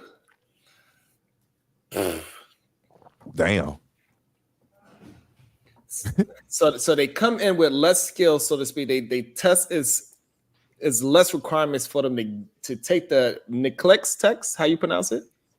It's NCLEX. NCLEX test, and then also after they pass it, even though it's a less inferior test, easier test, but the fact that they got a bilingual situation, or maybe even try that, now they're going to even possibly get more money than somebody that has been doing the same amount of years and hired, not just get more money, but also be hired before you, because the hospital can stretch what skills they do have technically further. They can teach them how to run a vent. They can teach them how to work a pump. They can teach them about science. They can teach them pathophysiology over time. They can teach them these things. It's getting nasty, man. And this is all happening from a political realm, and it's raining down on regular people. Interesting. Ooh, this shit runs deep. This runs deeper than so, you know, but when we have the deep conversations and we mining out our real thoughts, let's see. Support the goddamn nurses that's taking the real goddamn test and having a shortage of goddamn, send some goddamn 99 cents for the goddamn pastor. Are you American? Yes, I'm American. But check this though, it's not.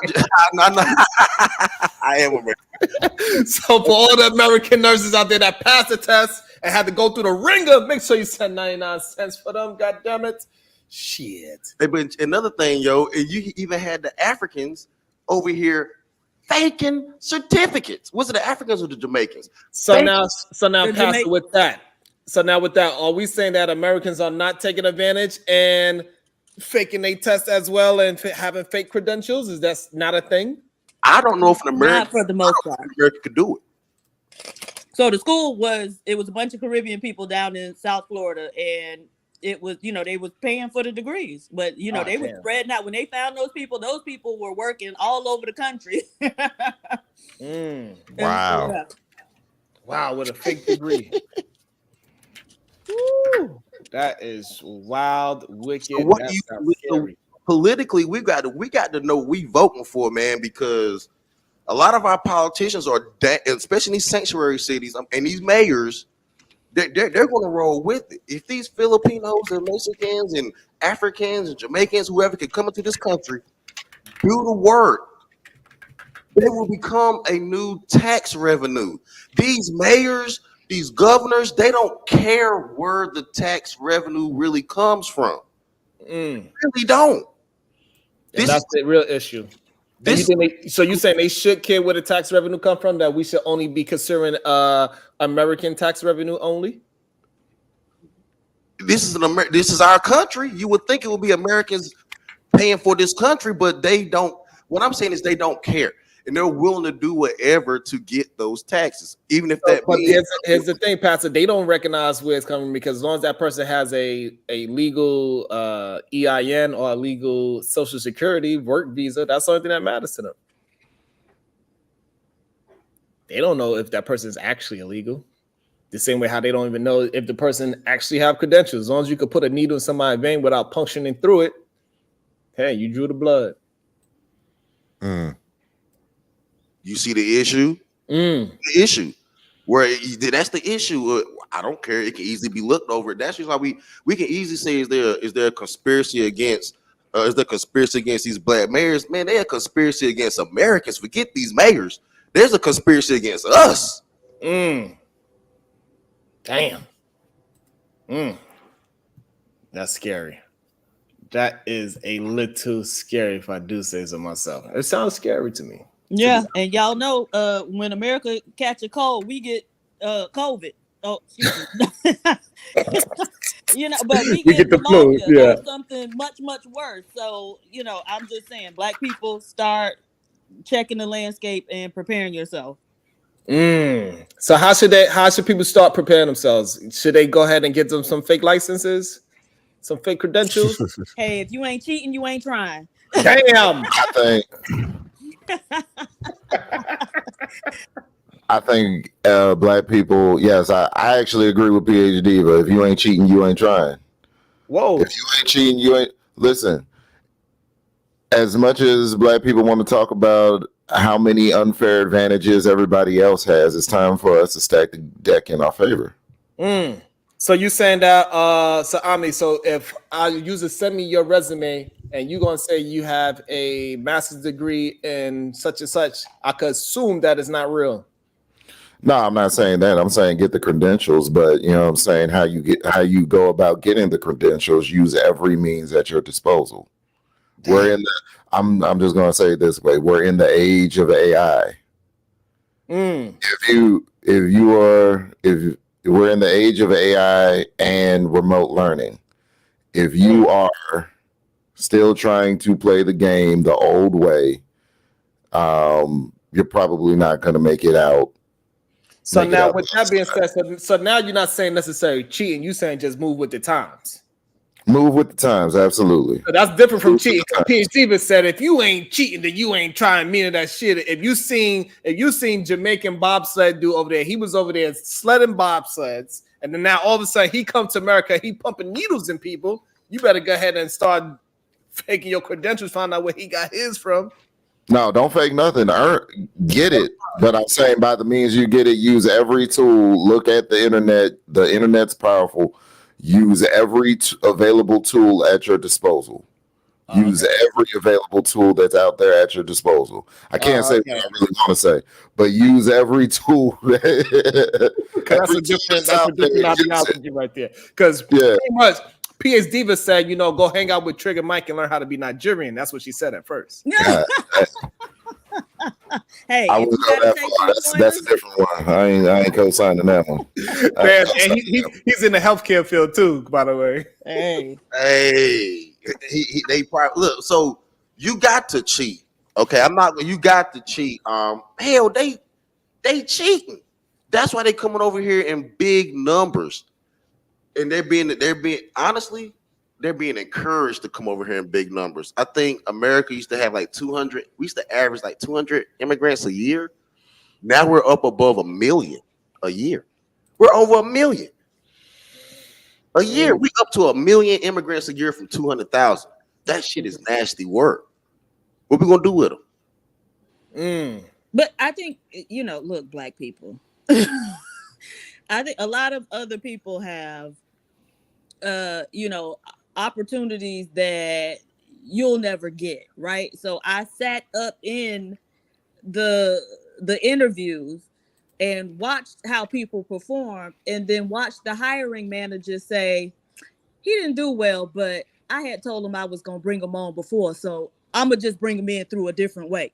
Please, so if y'all, when I tell you if you ain't cheating, you ain't trying, I mean if you ain't cheating, you ain't trying, right, Black people? So don't have all this high morality and you want to go through the proper channels. I even had some idiots that I was in a seminar with talking about, oh, they wouldn't want a job through affirmative action. I told them, you better take however you can get in there. If you got to bust somebody over the head to get in there, do it, because that's exactly what they're doing. Matter of fact, hold on real quick. BT said, Chat GBT, let me tell you something.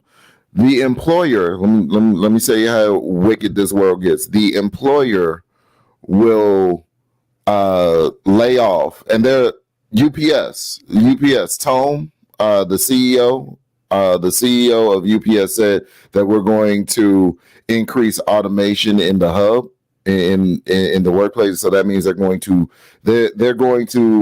increase not increase revenue, but cut costs by increasing automation in the hub, which means ultimately they're going to get see Sharon's face.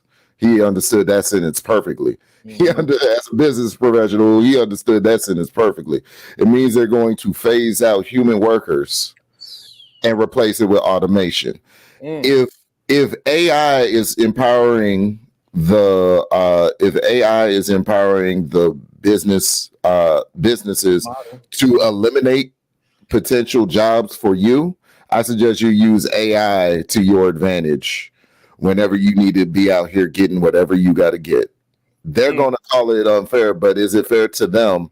Is it fair to you that, you know what I'm saying, they're fucking up your paycheck away for you to sustain and take care of your family just because they want to implement the same tools? See what I'm saying?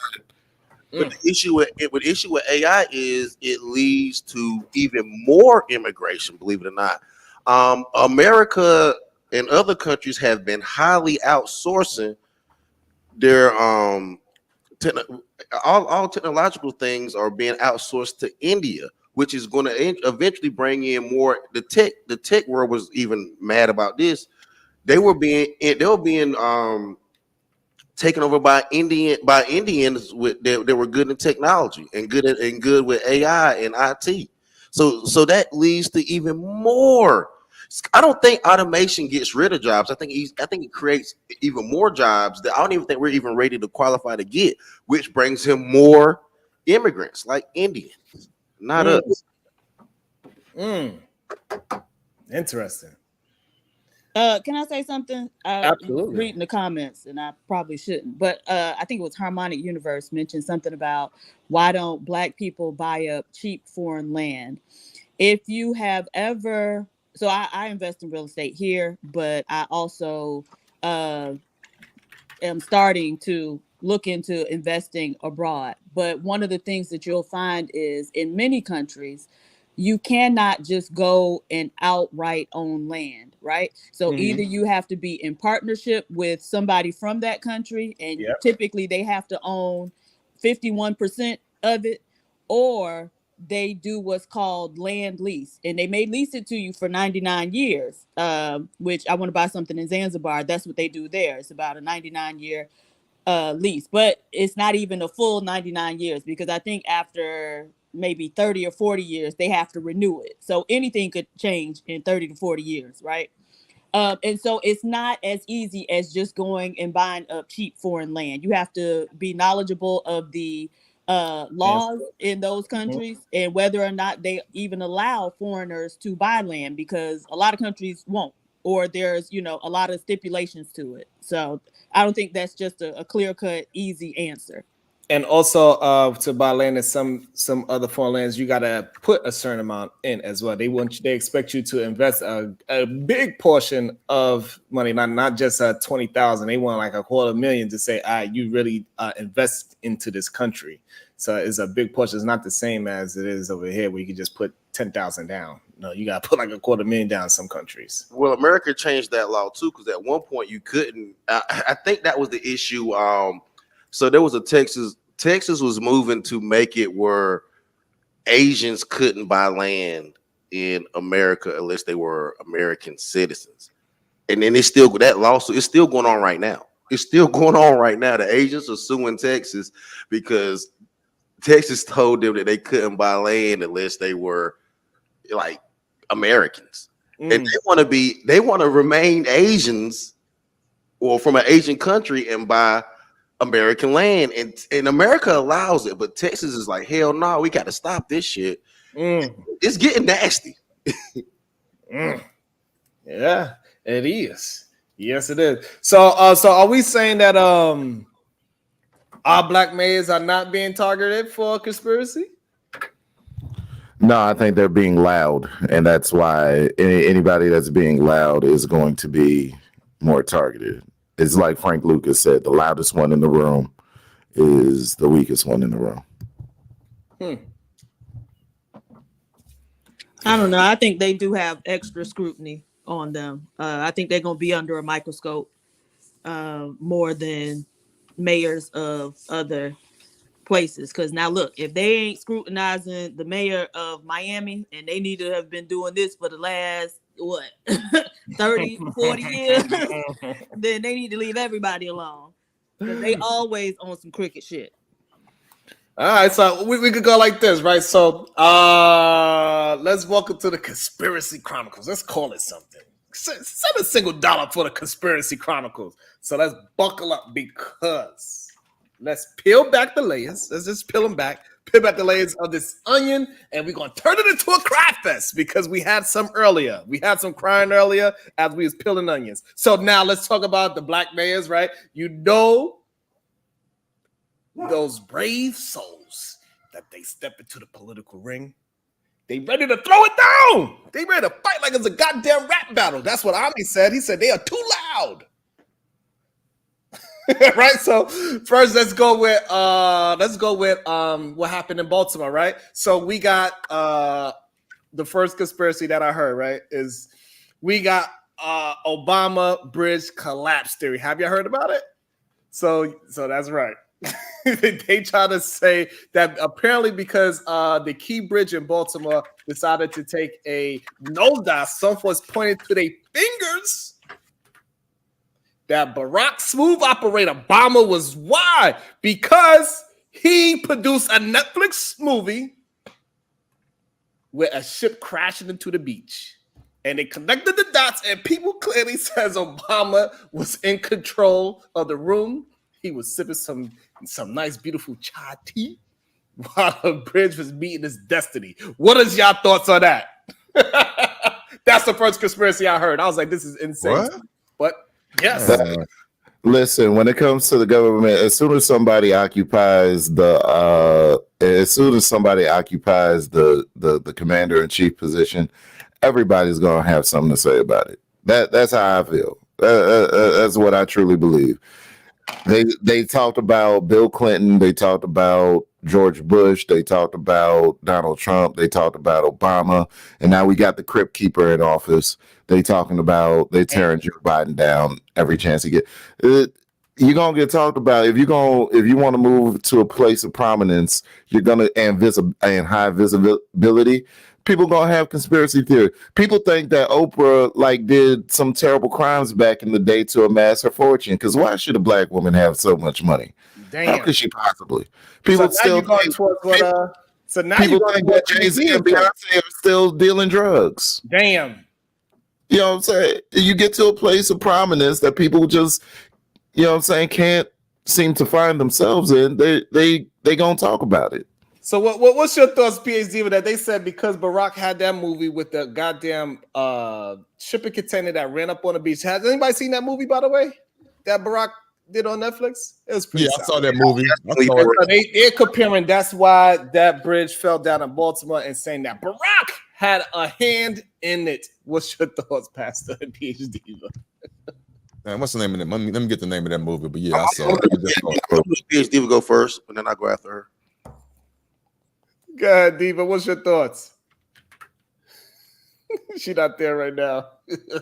Okay. All right, so that's what. So go ahead, Pastor. What's your thoughts? Are people saying that Barack has something to do with the bridge?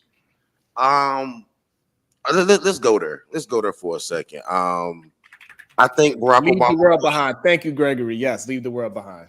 I think Obama was a globalist. I do think that there was a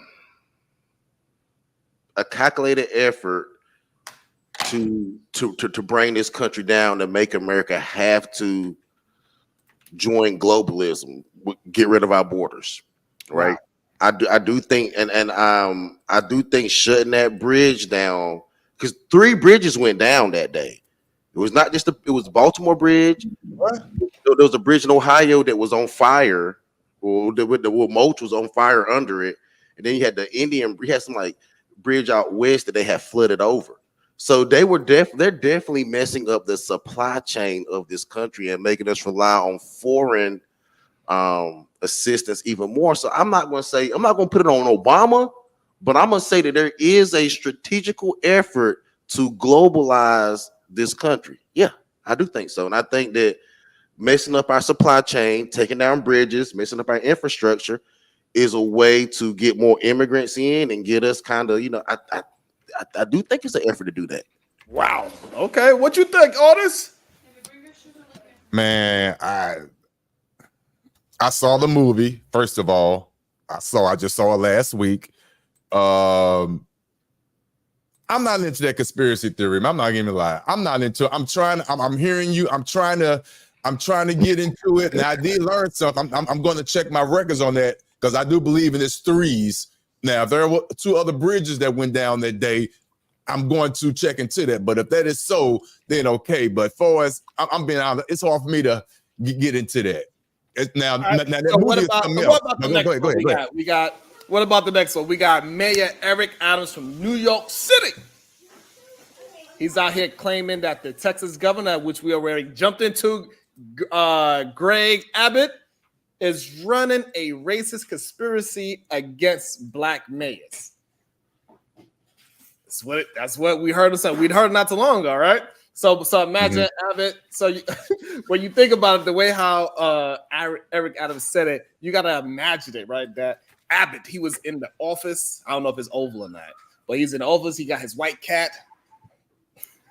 He's stroking his white cat. He's like, and all this shit. This is what we got to goddamn imagine when they say shit like this. And then as we broke it down, we see that it might not be so conspiracy theory as he was saying, right? Right. It can't be. But seriously though, the tensions are high, and it's like a game of what we can say, political chess. And the pieces are made out of frustration and side-eye. So we already debunked that one, in my opinion, is the Greg Abbott and the black mayors. And now he's saying, no, y'all were elected in sanctuary. I was just about to say that, right. That part kind of debunked it by itself to me. Everybody that was complaining, most of those are sanctuary cities, though. Yeah. But there was an effort to now they will say that they moved all those people to those sanctuary cities because Texas couldn't house them all. I do understand that, but there was theoretically there was an effort to target because look, so black people are not the only ones that run sanctuary cities. They could have sent all those people to New Mexico. New Mexico is closer, and this is sanctuary in Albuquerque and all those are sanctuary cities. But they don't have black governors, and they could have sent them there. But they actually chose to send them to Chicago, New York, and Detroit. They chose those places. But there are other sanctuary cities that they could have. I think Martha's Vineyard was a sanctuary city, and they sent them there. And then they send some to San Fran. Yeah, those white people like, hell no, no, y'all ain't gonna send them here, and they stopped it. So why are they sending them to only Chicago, New York, and Detroit when there are other sanctuary cities that they could use? So now you are saying that now you're agreeing with Eric Adams saying that yes, we are a sanctuary city. However, you make sure you send it to the major cities that have black mayors. Those are the sanctuary cities that you decided to send them to. So now you are saying that you actually agree. It's fishy. I'm gonna say it's fishy. I'm gonna say it's fishy. I think it's fishy. Okay. Woo, so that changed. So now, so okay, you saying it's fishy. You saying you're not 100% agreeing, but you do think it's fishy that the sanctuary states that they send it to, they all have black mayors. Yes, I think that it's fishy because there are clearly other sanctuary cities in this country. A whole lot of them. What's your thoughts, Omni? I have to agree. I think there's. So you agree with the? Oh shit! We got two agreements of a conspiracy. I'm usually not on the side of conspiracy. I'm usually not. I try to find reason in everything, but when you see too many correlations, you gotta. Wow! Holy crap! This is very interesting to me. Hey, Otis, are you about to have your switch spirit moment? Are we gonna hold on to what Taz he brought the information to us and we kind of sided with him at first, but now that we got some new information though, that a lot of these other sanctuary states they didn't get bombarded the same way how our black mayors did. Are you going to say that we might have to lean towards First of all, I don't know why that switch spirit word triggers me. Triggered. That triggers me. But for real, listen, I have the right to change my mind when new evidence presents itself. That's all I'm going to say. I just have a question. It's a logical question. Sanctuary cities with black mayors. Did they drop off the immigrants to other cities that didn't have black mayors? They said, no, I need to do my research on that. But if that is true, and they dropped off only the immigrants, and they busted me into Chicago's, I know that for a fact, because Illinois is like 4 hours away from me. I do know that for a fact. I know they did it for a fact in New York, correct? I do know that they did it there. Did they do that in other cities? If the answer is no, yes. California as well. California. Hold on. Did they do it in California as well? In what cities though? Where was it a black mayor in California? Yes. Okay. So yeah. So wow. So yeah. Of course. Yeah. Conspiracy. It's a question you have to ask. A valid question. Diva, go ahead, Diva. Are you leaning towards they are conspiring against our black mayors? Ooh, shit. Oh my God. We might have to start doing 10-4 Tuesdays. Hey, look. It's just a question. Well, so the thing is, those mayors are very in what's the word? In favor of the immigration and what's going on now, right? So I don't know if it's them being targeted or I know that certain governors were sending them like directly to those specific mayors, Chicago and New York. I don't know, because like I said, they are very in favor of the stuff of the immigration, which is interesting considering the history surrounding immigration and how when people first get here, they are always put in close proximity to black people. But as they go through the process of becoming Americanized and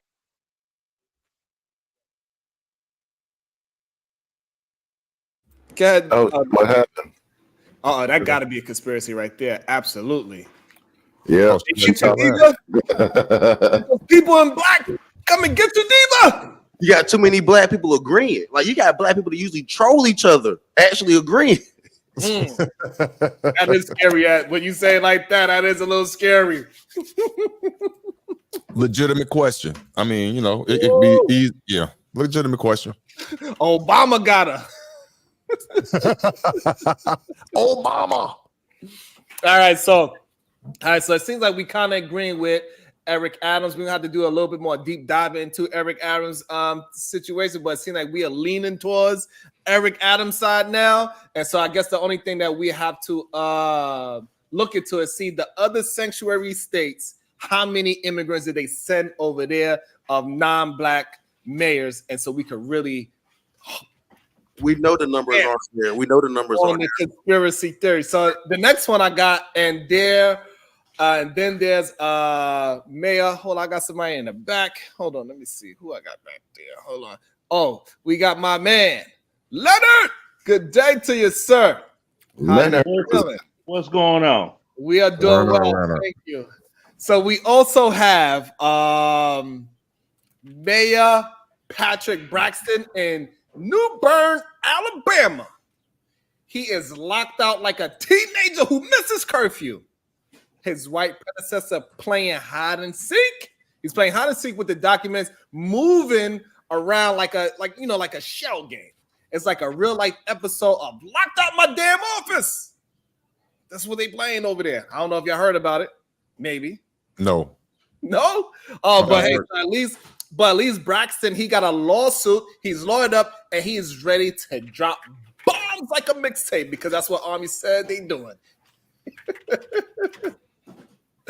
So now but the only problem with that for me is that we know this happens on all sides. The predecessor, they want to play hard to get. They do not want the new position of power. They do not want to transition to power so easily sometimes. They do not like the person that won, and then they give them hell when they transition the power. And this is happening in Alabama, which is pretty known for not being racist, right? Well, to a certain extent, Sharon, that's what they're doing. At first, when this whole Fanny debacle came out, I was on board. I was like, we're gonna drag the black woman that was a mayor. We're gonna drag her ass because she trash. We're gonna drag her, right? Black manager style, right? Then looking more into it, doing more research on it, and this really ain't about the money. This is about the position she holds because it could potentially block Trump from getting reelected. So I'm like, hold up, man. Like, how much of this shit is actually really legit? Or they just blackballing her out of that office so they can make sure that they get the votes they need to get Trump. And I'm not against Trump, but if you start doing stuff like this stuff is getting bad. And it got so bad where social media got a hold of it, right? And I actually had to debunk it on my Word Up podcast channel where there was this clip going around talking about Gorilla Grip Pussy Pal was her name in Buddy's phone. So so I had to debunk it. They actually took, and this is the power of AI, and this is why I'm telling people, black people, please embrace technology. Gorilla Grip. Yeah, with old Granny Panty Fanny. No. Hold on. Let me make this point real quick. So they took AI, took dude's voice that was in the Alec Baldwin case. It was the case that's going on about who's at fault for the shooting that Alec Baldwin shot the person with the prop gun, and it's actually a real gun and it was loaded. So they took the dude that was answering questions in that case, chopped it up, spliced AI, did what they did to it, and made his voice sound like he said Gorilla Grip Pussy Pal when being asked about text in regards to Fanny. They made it look like they were asking about text messages, and they asked, whose phone is that? What the phone number is saved as? And they said Gorilla Grip Pussy Pal. Damn. His voice. Just why black people need to get involved with tech because it's so easy for us to be fooled. Like Malcolm X say, hoodwinked and bamboozled. They're going to do it to us again if we don't educate ourselves. Wow, that's crazy. I did not know they call her Gorilla Grip. That's wild. I'm gonna bring in Otis into the conversation, and then we're gonna go with Leonard. Go ahead, Otis, and then we go with Leonard. No, you go ahead and go with Leonard. I don't have nothing to say on this mess, man. Listen, that dog, listen, man. No, Look, I don't say that. old granny panty fanny. All right. Boots on ground in the metro Atlanta area. That's what a lot of us call her, granny panty fanny. Okay. Now this one here, this is nothing new for her. She put herself in a hole and a box. Technology told on her. And it's like, okay, when she doggone, this is her deal right here. She was trying to get as much as she could get out of this case so that she could run against Andre Dickens for mayor of Atlanta in the next election. That's her motive. But why? But the issue is they trying to take her down, not based off. They tried the policy thing, then they backed away from the policy thing, and they hopped on the sexual thing. Like right, that's called moral turpitude. Okay. They say she was fraternizing and moral turpitude, or this. No, they didn't use those two terms within calling it an ethics violation. They're going on the morality standpoint, which if I were a lawyer, I would not be going on the morality, because morality is what's the word I'm looking for when some people subjective morality. Yeah, subjective. Thank you. That's just like with Jim Crow Joe doing what he did yesterday, but it was Easter, even though yes, that's the day of, but he didn't have to do the whole big to do on the them on yesterday, right? So you got people looking whatever. And then with the gender war thing, politics is a part of that. If I've been mentioning it. Whereas you have X amount of brothers that are voting Republican because we've already seen the light. All right. Democrats have not done nothing. People say the Republicans ain't done nothing for you. It's like, well, they haven't done nothing to us either. You haven't given them a chance to do anything. You don't vote for them. Why should they do something for you?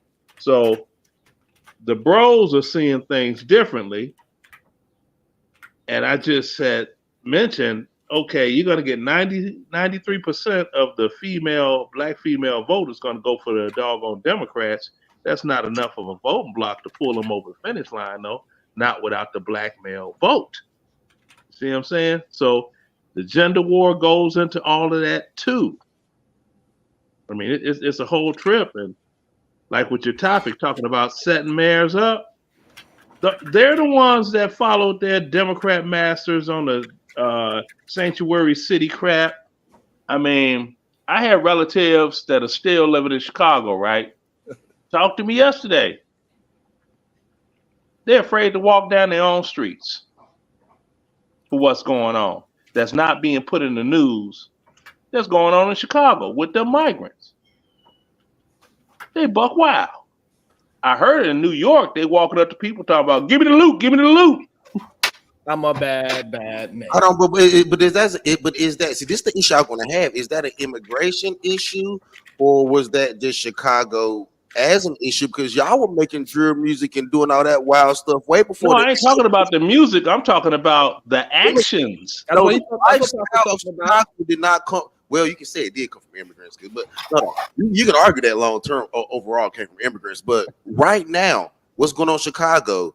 Is it an immigrant problem or a just Chicago culture problem? It's an immigrant problem because Chicago is the most racially divided city in the United States, bar none. And you do not have people, you ask anybody that's born, raised Chicago, and they would tell you, you do not have different demographics of people that live in the same neighborhood. Like you'll look at like old movies like Breaking Beat Street or whatever it is, set in New York, right? You have all these different nationalities of people kicking it together at a party and all that stuff, right? They don't do that in Chicago. You go to a party in Chicago, if it's people on the south side of the city, that's what it is. So, You may have a Leonard, handful of West Siders. Hey, Leonard, let me get some things understood. So, are you saying that it is a conspiracy against our black mayors? Yes or no? No, it's no conspiracy against the black mayors. The black mayors. Not too long ago, Leonard, because the panel, they all agreed. I'm pretty sure Man Williams would agree as well that yes, it is a conspiracy against our black mayors because it's other sanctuary states out there, and they ain't sending people by the busloads to those states. The mode is this. Gentrification of Black America in urban areas is on, and they're using the migrants to do it. The Democrats are using the migrants to do it because the black voting base does not have the power that they used to have to pull the Democrats over the finish line. This is all about the numbers, win by attrition. How does that correlate though to the question though? I hear what you're saying, but how does that correlate to the alleged conspiracy of the migrants being bused only to the black mayors and not the other cities where they're not black mayors? The doggone, what do you mean? Is the mayor? Let me reiterate it because maybe you misunderstood what I said, Leonard. No, I didn't. I got you. Now, in Colorado, Denver, Colorado, is that a black mayor? I don't know. Look it up and see. I'll look it up. They're sending them to Denver, Colorado, too, right? Not from what I heard. They're being sent to Denver. Oh, they're being sent. All right, so I guess so they all sent it to us. We're gonna check it out, right? Yeah, that's a whole other issue with Denver, Colorado. They're sending them there too. They're being sent to different cities that said that they were sanctuary cities. See? Now, the mayor of Atlanta is black. There haven't been a white mayor in Atlanta since, damn, that long, right? So, but they're not sending them buffaloes to Atlanta. Anybody pick up on that? Atlanta is not a sanctuary city. Though the mayors have consistently been black and female, black woman. For decades. Hold on, so Leonard. So what's happening is they're being buzzed into sanctuary cities, and these migrants have freedom of travel, so they then go to what we'll say more red or conservative states because of the financial gains. So just because they go to, they end up in Texas, end up in Tennessee. They didn't ask for them. The migrants have freedom of travel in this state, and that's when they go to these areas because let's keep it real. Hold on. Let me make sure I understand. You saying that the immigrants is choosing to go to these Democratic states? No. The immigrants are being pushed into Democratic states, and because of their freedom of travel, they go to these so-called red states where the money is a little bit better. Because Republicans, conservatives hire illegal immigrants. Let's keep this shit real. Wow. Now what he said, the end part is true. The end part is true. As a conservative Republican companies hiring illegal immigrants and replacing their regular workers. Yeah, that is very true. I mean, you had a company that almost folded in Mississippi because somebody blew the whistle on them. See? All right, so I want Otis to jump in as well. So Otis, go ahead, and then we got HQ. She's go right after Otis. Go ahead, Otis, and we bring in HQ. Okay. Remember, I said it, and the chat can get mad at me all they want and call me switch spirit all you want. But I just did some basic research, and based on what Leonard just said, hundreds of migrants moved to Denver in less than 24 hours This was an article back in December 22, 2023. And then there's another article, literally 40,000 immigrants have arrived in Denver since 2022, many on buses from Texas. Thank you. Based on what it said, No, now Denver you is have to, Denver is a sanctuary city. Colorado is not that conservative like you may think. Denver is definitely a sanctuary city. Yeah, it is. I agree. But the thing though, we were talking about again though, the mayor is not black, correct? Cities in conservative states. He's not. But that's what I said. Denver doesn't have a black mayor. Right, and I agree with you. So we can't say it's a conspiracy now because immigrants are being bused to sanctuary cities. So now here's the thing, Otis. Now what they will argue, Otis, right? Before we pass over to HQ. So now what they will argue is that the amount of people, right? Because that's going to be heavy, but yes, I got you. Yeah, that's going to be the next. Because over 100,000 is sent to 100,000 compared to 40. Of course, there's a relative difference, but I get you. But yes, I got you. They're flooding one area, which would call destabilize. It would call it to destabilize. When you bring a sufficient amount, I would say that is a positive. I would say that if you bring a conservative amount of migrants to your town, your Republicans or your conservative people with money can hire them at a conservative rate where it doesn't destabilize the natural citizens or neighbors live in that area from having jobs. When you over push it, then that's when you have your destabilization. So them sending 40,000 migrants to sanctuary city Denver is way different than them sending 200,000 to New York. It's way different. So you just said, I see what you just saying was gonna do that, but I get what you're saying though. I ain't on nobody's side, but I definitely get your relation though. I get it. Semantics, but I promise you, I get it. Yeah, because the population of Denver is I wanted HQ to jump in there as well. Go ahead, HQ, jump inside there. Go ahead. I thought I heard somebody say something. You guys can hear me, right? Yeah. Yes. I thought I heard somebody say something about immigrants are committing crimes. Immigrants are not committing a proportionate amount of crimes. That's regular U.S. citizens that are doing all of those particular crimes. There might be crime with immigrants, but they're not committing this overabundance of crimes. There's all kinds of studies that show they don't commit crimes like that, and they're less likely to commit crimes than U.S. citizens.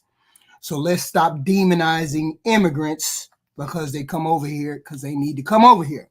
They don't come over here to commit crimes, and all the research shows that they don't commit crimes like that.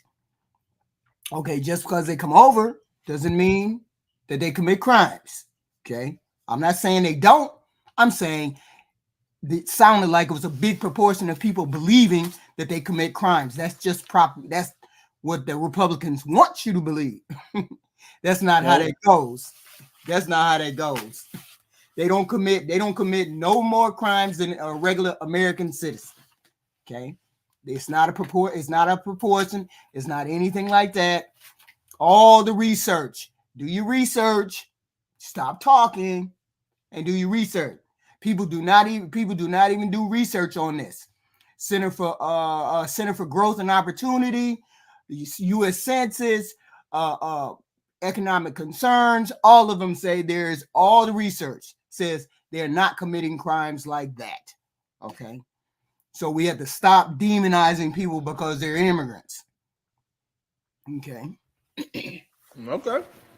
Okay. Well, you don't have any doggone blacks in Chicago setting up doggone brothels in buildings on the east side that were once abandoned that they're squatting in, do you? I'm confused. What are you talking about? What I'm talking about is a city I grew up in. What I'm talking about is migrants came in. You have these multi-unit dwelling buildings, like 12 units. In the buildings, they have went inside of the buildings that were boarded up. They have provided said buildings with power, etc., and they have turned it into a little makeshift brothel. I don't want to say the other thing on Sharon's. I'm not going. Sharon, you know what I'm saying as of what I'm not going to do. A sugar baby house. Huh? A sugar baby house. Yeah, I guess that'll work. That'll work too. It is a growing population. Like when we was reviewing the video on Saturday, when the dude, he is a immigrant influencer, and he is promoting that people learn the squatter laws so they could take advantage of the squatter law and stay in somebody's house for as long as they possibly can, because they cannot legally kick you out. So he is promoting people to take over people's houses illegally, is what that man is doing. Also, we have over here in New York, in Queens, where these women, they come over from these Asian countries, and they are just out there, selling a box right there at 8 a.m. in the morning while kids is walking to school, is what Lennon is talking about. So it is a portion of it. And also, I do agree with HQ that we shouldn't demonize all of them, because the numbers will support what she is saying. However, what we are seeing is that more and more is coming out that they are taking advantage of the laws of the land over here, and we just, we closing a blind eye to it. But if we see our own people do it, we'll say, oh, you black people, I need to stop. Y'all black people are lazy. Y'all black people are this, and y'all black people are that. We will beat them up. We'll beat them down all the way to the ground. And the ones that are coming over here illegally, already they are a criminal from the fact that they are illegal. Number two, when they come over here, we act like they are all good and like they never did anything. That like we give them a clean slate when they come over here. They are the ones that's only want to do good. And somebody that's over here that maybe did some things when they was young, yes, they was criminals when they was young, but now they're trying to change their life over as a 2-time felon or a 1-time felon. We do not give them the same grace as a immigrant, is the issue that we are really having. Yeah, and I mean the thing is this. I want the HQ to jump in there, Leonard. Oh, okay. I'm sorry. Oh yeah, well, I mean, I understand that these are incidents and things like that. I'm not arguing that there is no kind of criminal activity. I'm not arguing that. What I'm arguing is when you say there's 10,000 immigrants coming in, and then you propose that 2,000 of them are committing crimes. I have a problem with that. Maybe out of that 10,000, you might have 1 or 2 committing crimes, but don't make it as though it's a big proportion of them. They're not all criminals that are coming over here. Most of these people, why would I walk 2 weeks to get to another country if I made all that kind of money and I was the kind of criminal that could be very ingenious with making money? Criminals only commit crimes because they're trying to make money or make more than money than they have. Okay, they wouldn't be walking 2 weeks in the desert or wherever the young lady was talking about just to make it here to live and then commit crimes. I think these are poor people who want a different opportunity than what they have. They want to change their lifestyle. They want to do something different. So I'm not going to demonize people who walk 2 weeks trying to get across a border to a better life. And we all had agreed that places like Mexico, wherever, Brazil, whatever, have sketchy police or law enforcement. So anything can happen to them in the country. They understand how their country runs, and they understand the United States has better laws and policemen than their country. So maybe they're coming because they don't feel safe, or maybe they're coming because they can't make enough money. Illegal immigrants don't come over here to commit crimes. Most of them come over because they're we got you. So, but here's the thing. So, would you giving all that grace to the immigrants doing all these unlawful things when a young black person do the same thing? He is risking his life by standing on a corner to get shot by his rival crew, or get locked up by the police, or get shot by the police. Right. We do not look at him as he is doing his best to improve his family. That's a different choice. I look at him. I don't look at him as you're not the crime that you commit. I have always said that you are not the crime you commit is not the totality of what you are. I get all of that. That's the way I look at it. And if somebody's doing a hustle and they got to do a hustle, they just got to do a hustle. a prostitution has to prostitute to feed her kids, I'm not gonna demonize her because she has to do what she has to do in order to feed her kids. But Okay, see, but you're also making an argument, Sharon. But Sharon, you're also making an argument that I was making against Taz earlier. When I was talking about how Mexico was suing America because America, through Fast and the Furious, was running all those drugs and running all those guns and exchanging drugs and destabilizing their environment to the point where Mexico was like, y'all can have these damn people. That is a lot of the reason why they're here too. Because we literally destabilized their environment. Mexico was like, how the hell are Rugers, Smith and Wessons, and Glocks killing my citizens, and I have strict gun laws? How are these guns getting here? Fast and Furious, Eric Holder. This has been years and years in the making. Eric Holder don't have nothing to do with that. I know it's been years in the making, but the thing is this: where they found another big bulk load of the same weaponry was on the west side of Chicago. Damn. Talk to Beretta Scott Gang with the 5-ball. Says, as a conservative black woman, liberal black women are embarrassing. Oh, Lord. Conservative black women are embarrassing. Conservative black women are embarrassing. Beretta Scott Kang with another 2 balls. He said, HQ is an immigrant in Finland sitting in a white man's environment. Pretty much. Okay. Damn. Beretta, I appreciate you, Beretta. I just want to say I appreciate you. I'm not an immigrant living in any. I have no idea what they're talking about. You see the goofy shit people believe. Like, look what's happening in Haiti right now. Look what's happening in Haiti right now. Their so-called president can't even come back into Haiti. And Haiti, and look at them. Them boys can't even afford a good pair of flip-flops. And look what they shooting down that bitch. Look what they shooting down there. They can barely afford a good pair of flip-flops. And look what they down there shooting though. Well, let Chicago be quarantined off from the rest of the United States, and it would be the same thing. You had a folks battling up against the peoples with heavy doggone weaponry, provided by the U.S. government, of course. Exactly. I mean, let's not pretend. Look, again, so Pastor, so you saying that they willing to spend their money on AK-47s? No, what happens is American gun companies are they are dropping these guns off because they get a 200% payback. Who's paying them? I don't know. I don't think it's not the gun companies. It's the CIA, and they're getting paid large amounts of money. If you look at how did ISIS end up out with fucking jets and shit? We dropped that again. Okay, you lost me on that one. Say again. Hold on. So, Pastor, what you're saying is this. What are you saying? You're saying that they are giving guns to Haiti, but they don't want to give them no flip-flops? Yes, they don't want to give them. Yes. So they want them 30 feet running around with AK-47, but they don't want to run them with shoes? Sure. I agree. Yes. Yeah. They would rather spend guns. You ain't shit. Yes.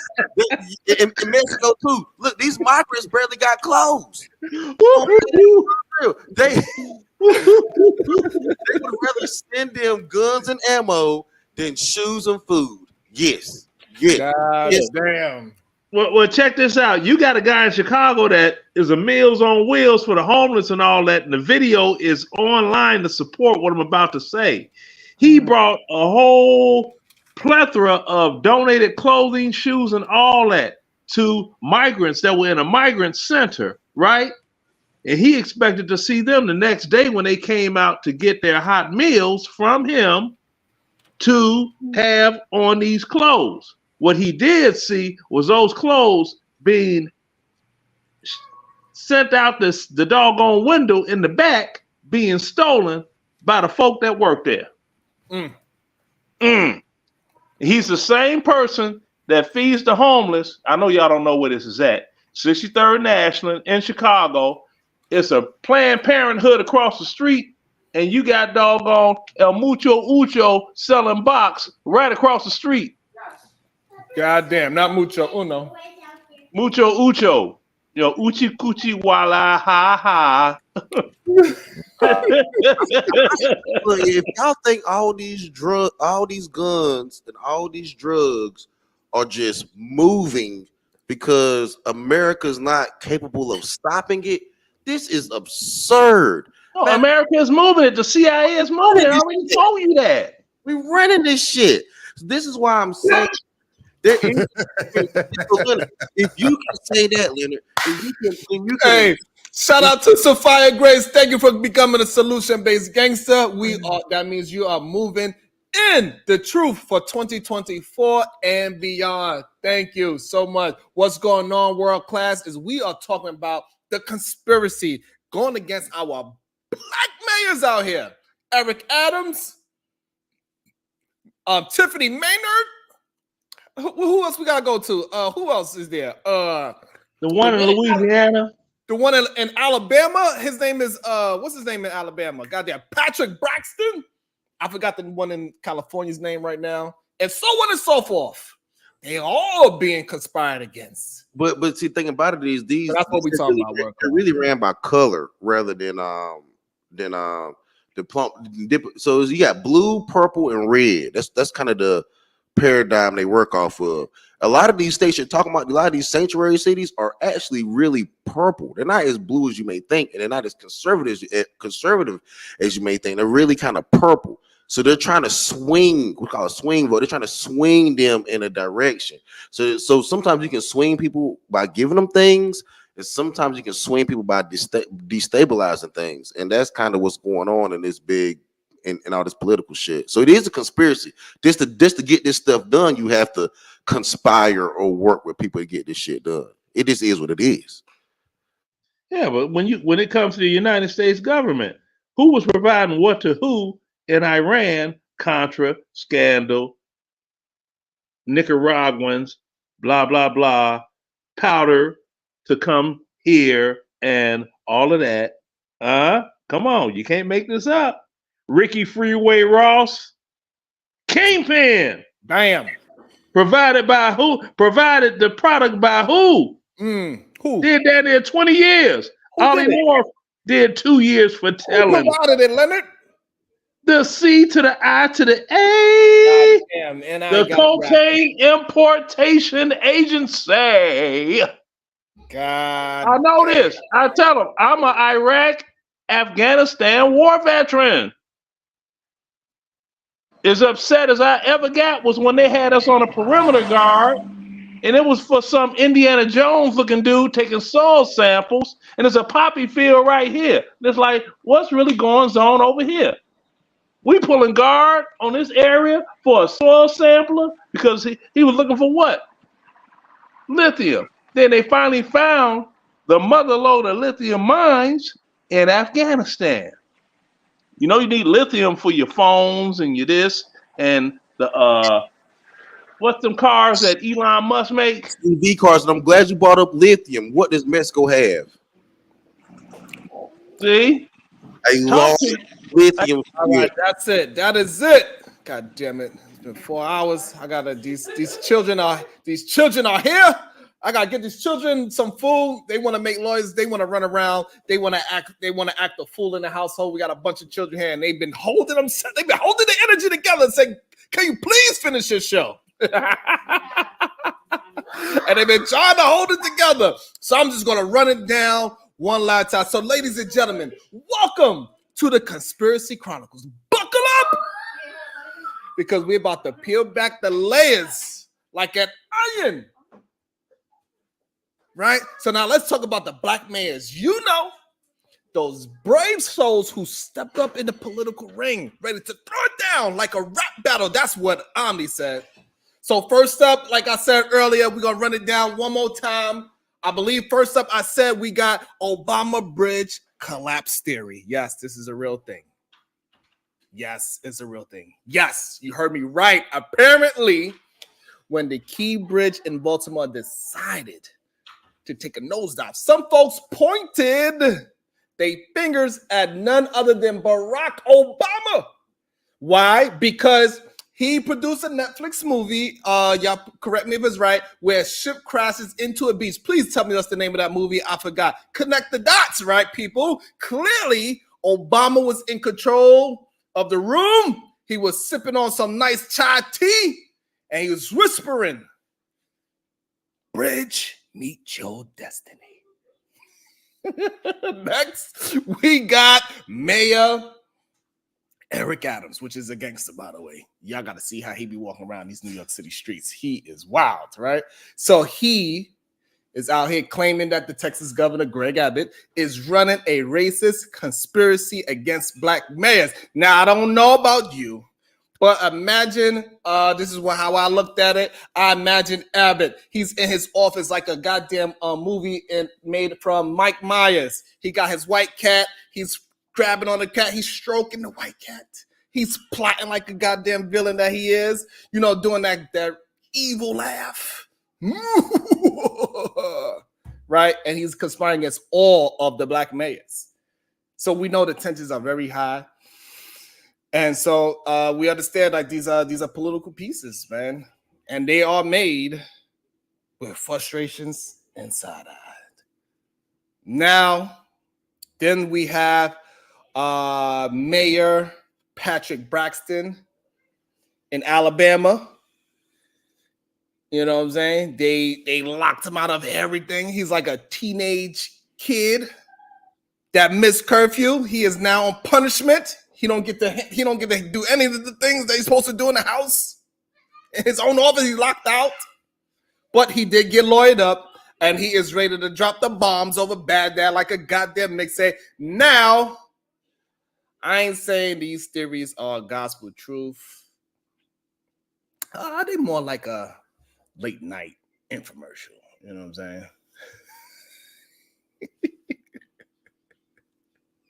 I crack myself up sometimes. I'm sorry. But we got these black mayors. They navigated in this minefield. They like Indiana Jones, goddamn it, dodging snakes and body traps and budget cuts, and sometimes just something they stumble upon treasure chests. Like this treasure chest is labeled equal opportunity. Sometimes that happens. So, my friends, let's keep our eyes peeled. Let's question, let's investigate, and maybe laugh a little bit, just a little bit, because in this crazy world where bridges collapse, governors plot, towns turn into escape rooms, one thing remains true. Black mayors ain't backing down. Neither should we. They might bend, but they ain't breaking. So put them goddamn airplanes in the skies. We are the solution-based group. And we building this plane as we fly it, and hopefully it doesn't crash into any damn bridges. We rebel against remedial rhetoric, and we had a good time today. Hopefully you enjoyed your time. Make sure you support the channel, share the channel, like the channel, financially support the channel. That's the only way I can keep on building this. If we do it together and we group fund the channel, that's the only way I could continue this going. That is it. Otherwise, I'm gonna have to go start twerking with Meek Mills and get some lessons from him. No Diddy.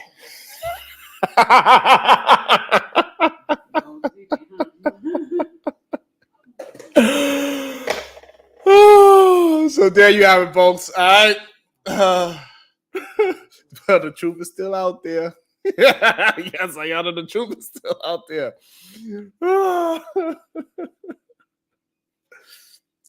Man, so I have fun diving into the conspiracy talk. It was fun. I enjoyed it. So we strayed away from the normal DMP conversation. Hopefully y'all enjoyed yourselves, as we don't want to just have a regular echo chamber just talking about the same old things over and over again.